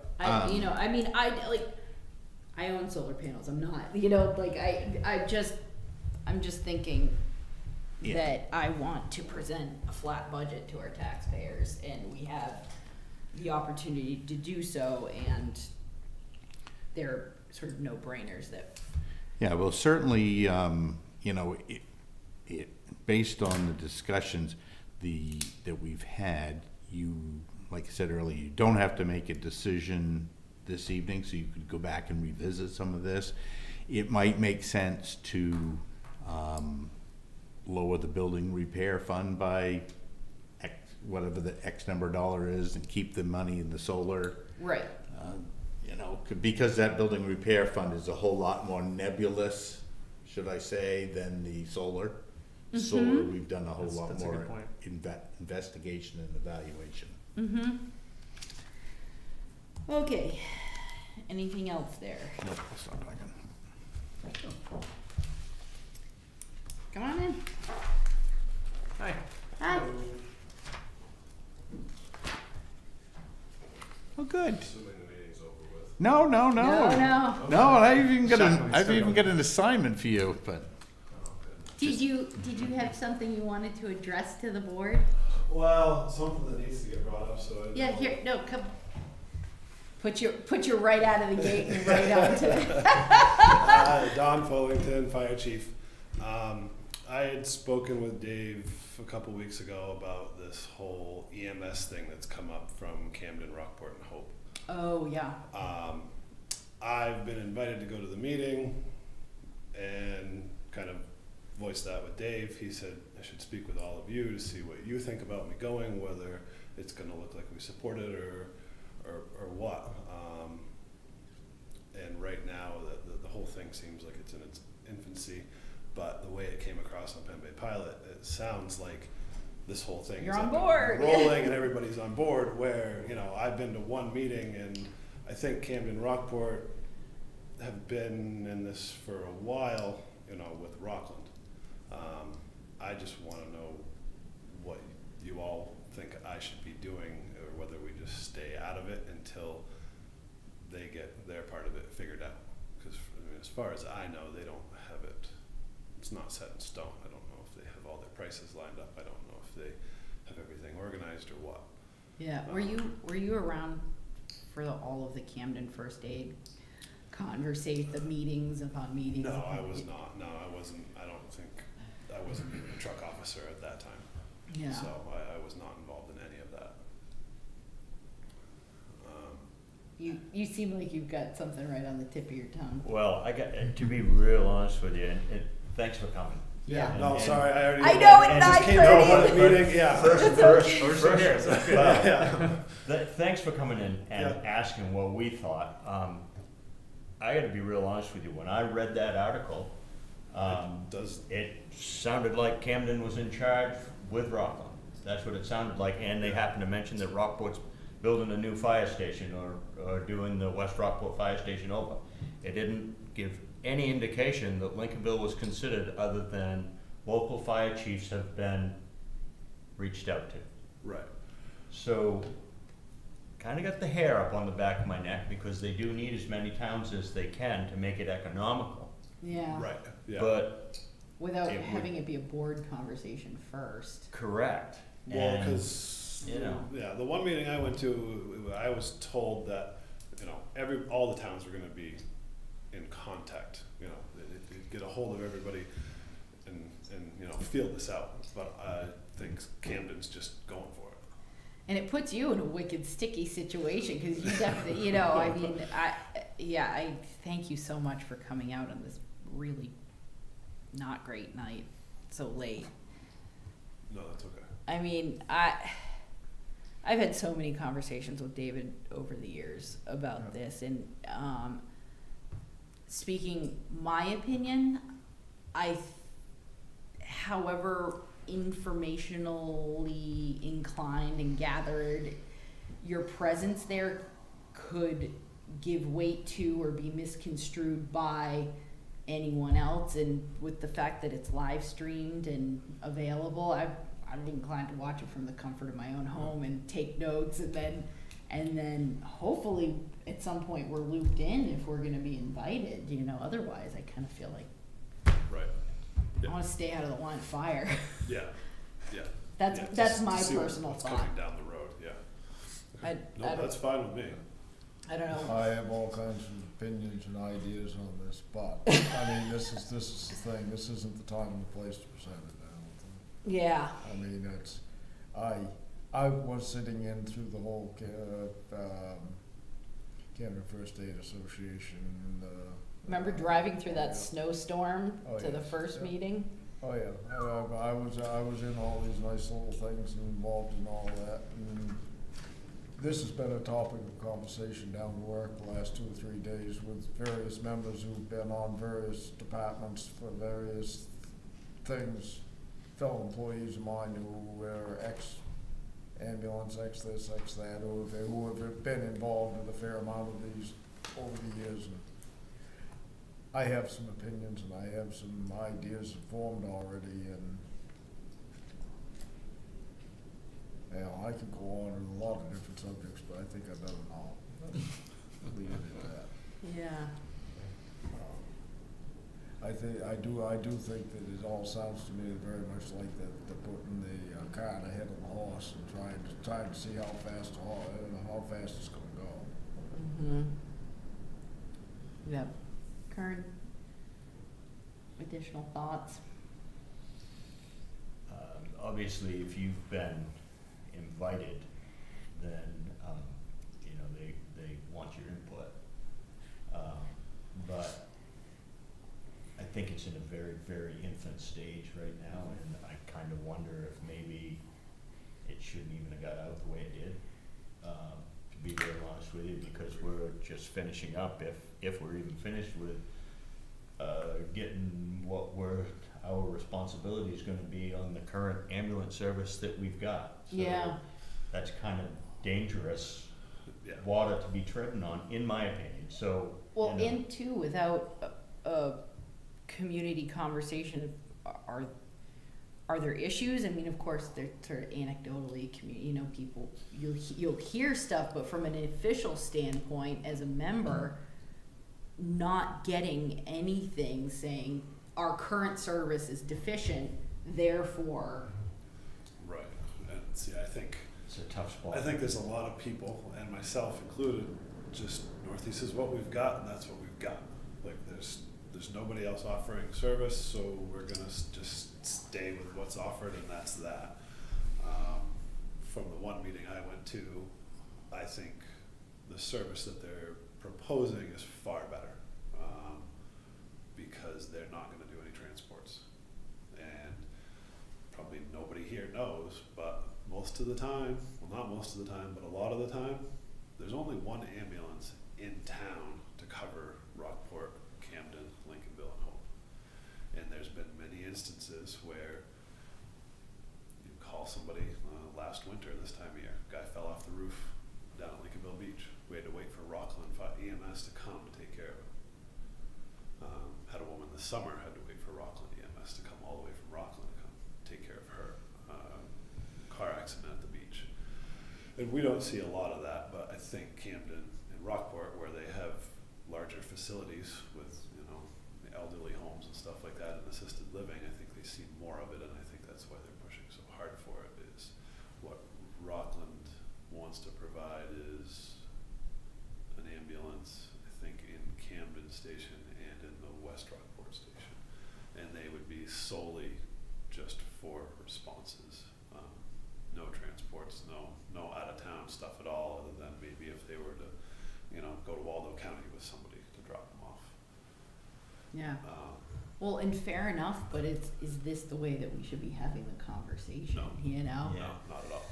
That's you know, So it's I like, was yeah. understanding that they were going to communicate with everybody right across the board before, you know, they just decided to go do it. Yeah. So it sounds like they've already had, prior to you being invited, at least the way the article reads in local media, that there'd already been significant talks I believe so. with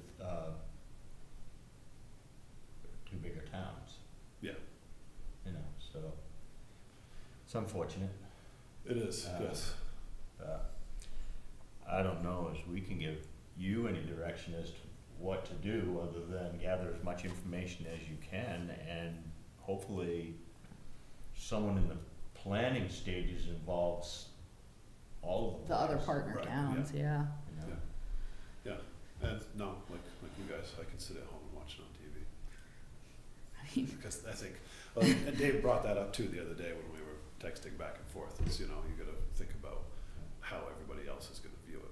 Whether Yeah. I just wanna be there just to be there and learn and gain, you know, information. That's really all I wanna go for. Yeah. And I had the exact same thought, and I feel like under more benign circumstances, but unfortunately, it seems like the heat's been turned up on the whole conversation a little bit, particularly for us who are sort of Kind of in the dark. stuck in the middle. Yeah, and in the dark. And in the dark about it, you know. Yeah, So. yeah. Yeah. So does that Perfect. clear it up for you? Yeah, no, we'll stay home.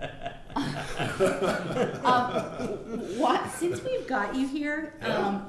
just, Sure. we've already talked about your department, but how do you feel about the firefighters' wages? We had a little bit of a conversation, and the general, everyone's feelings was like, it's no question that you guys are worth it. You know, like that's not the question, but you know, I mean. I don't think anybody on the fire department does it for the money.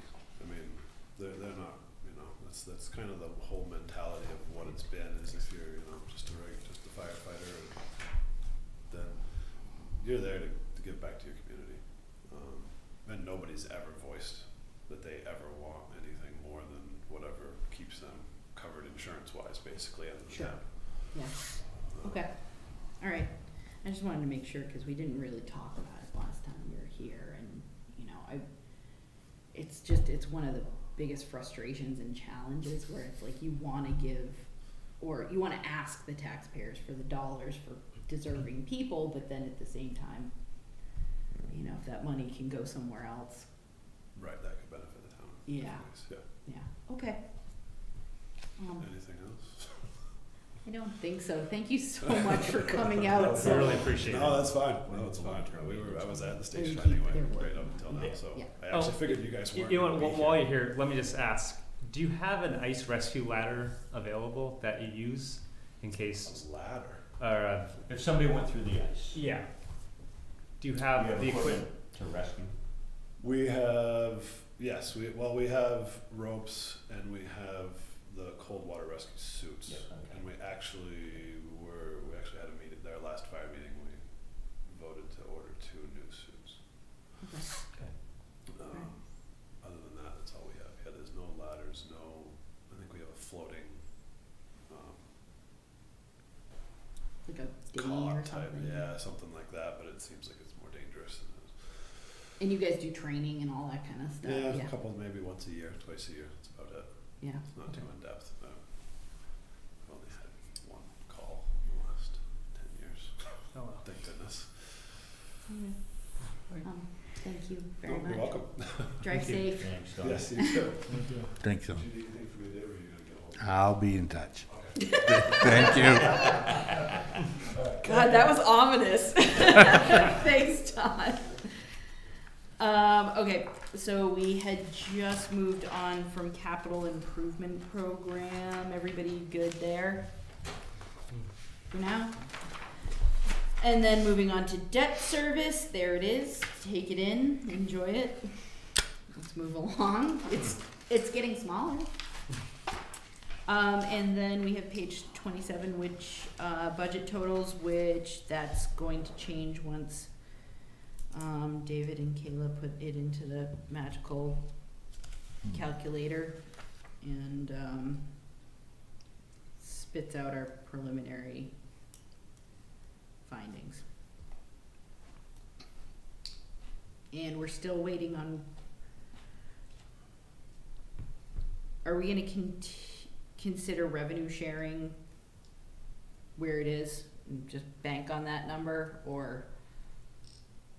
I'm comfortable with it being that number or above.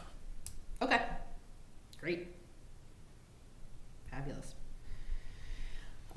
Anything else on fiscal year 2020 budget? Okay, well, we're not done. So, Oh, there's that. back to agenda item number 18. And given that it is pretty late, I guess I will just plant the seed, and maybe, David, we can put this on a future, less heavy agenda. It is taking us close to 10 o'clock at night. This was something that occurred to me after our initial department committee head presentations, that prompted me to think about and encourage the board to consider creating potentially an application process, potentially a two-step application process by which whether it's committees or individual citizens can go to committees, and that application process has inherently built into it a time frame by which it's like, if that deadline has passed, you're not going to make it into this budget season, so that much like grant applications or permit applications for doing any sort of work, there's time that you have to budget for, so that I really don't like new volunteers and new committee members having to feel flustered and embarrassed because they don't know or understand our budget process. And so if we can create some sort of paper instrument that helps them in their process and helps guide them, but then also helps guide new committee members, it's sort of a two-part thing. And it could also potentially work for organizations that want to use our infrastructure, whether it's a softball team that wants to use our fields, or pickleball that wants to use our tennis courts, that it just sort of prompts a series of actions that both empower the applicant and us to understand the financial repercussions of that relationship. Would this be for new proposals, or just year to year the same application would be required?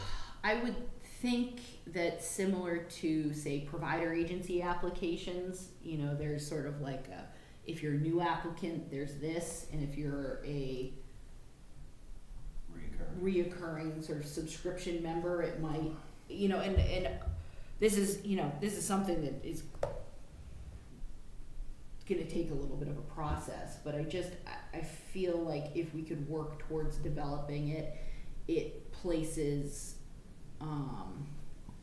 the responsibility in both the laps of the applicant but also of us, and then it creates a higher level of transparency of us knowing who's utilizing our infrastructure, and potentially creating not necessarily a revenue stream, but at least if there's, say, an application fee, or depending on who the organization is, that there's some ownership in getting into these conversations, so that it isn't just sort of ideas that are being thrown around, that there's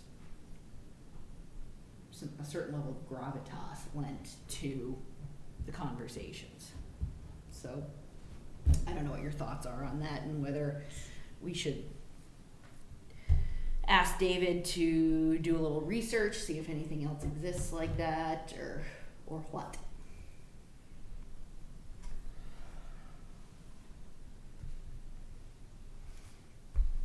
I mean, yeah, I definitely think for new and different programs, there should be, I think the application with a deadline makes a lot of sense, because then they would know when we would expect it by, and then we could have all the necessary conversations way before this is printed. And that alleviates people being on the agenda and getting in front of maybe the wrong committee Right. without any information already being vetted or whatever. So I think that's gonna change. Having that process will streamline what we're doing here, make things a little bit Hopefully easier for everybody. A little bit easier for Yeah. everybody, yeah. I understand. Not And sure. what that exactly looks like, I'm not exactly Yeah. sure, but I I'd have to just think about that it seems like it's well within the realm of possibility.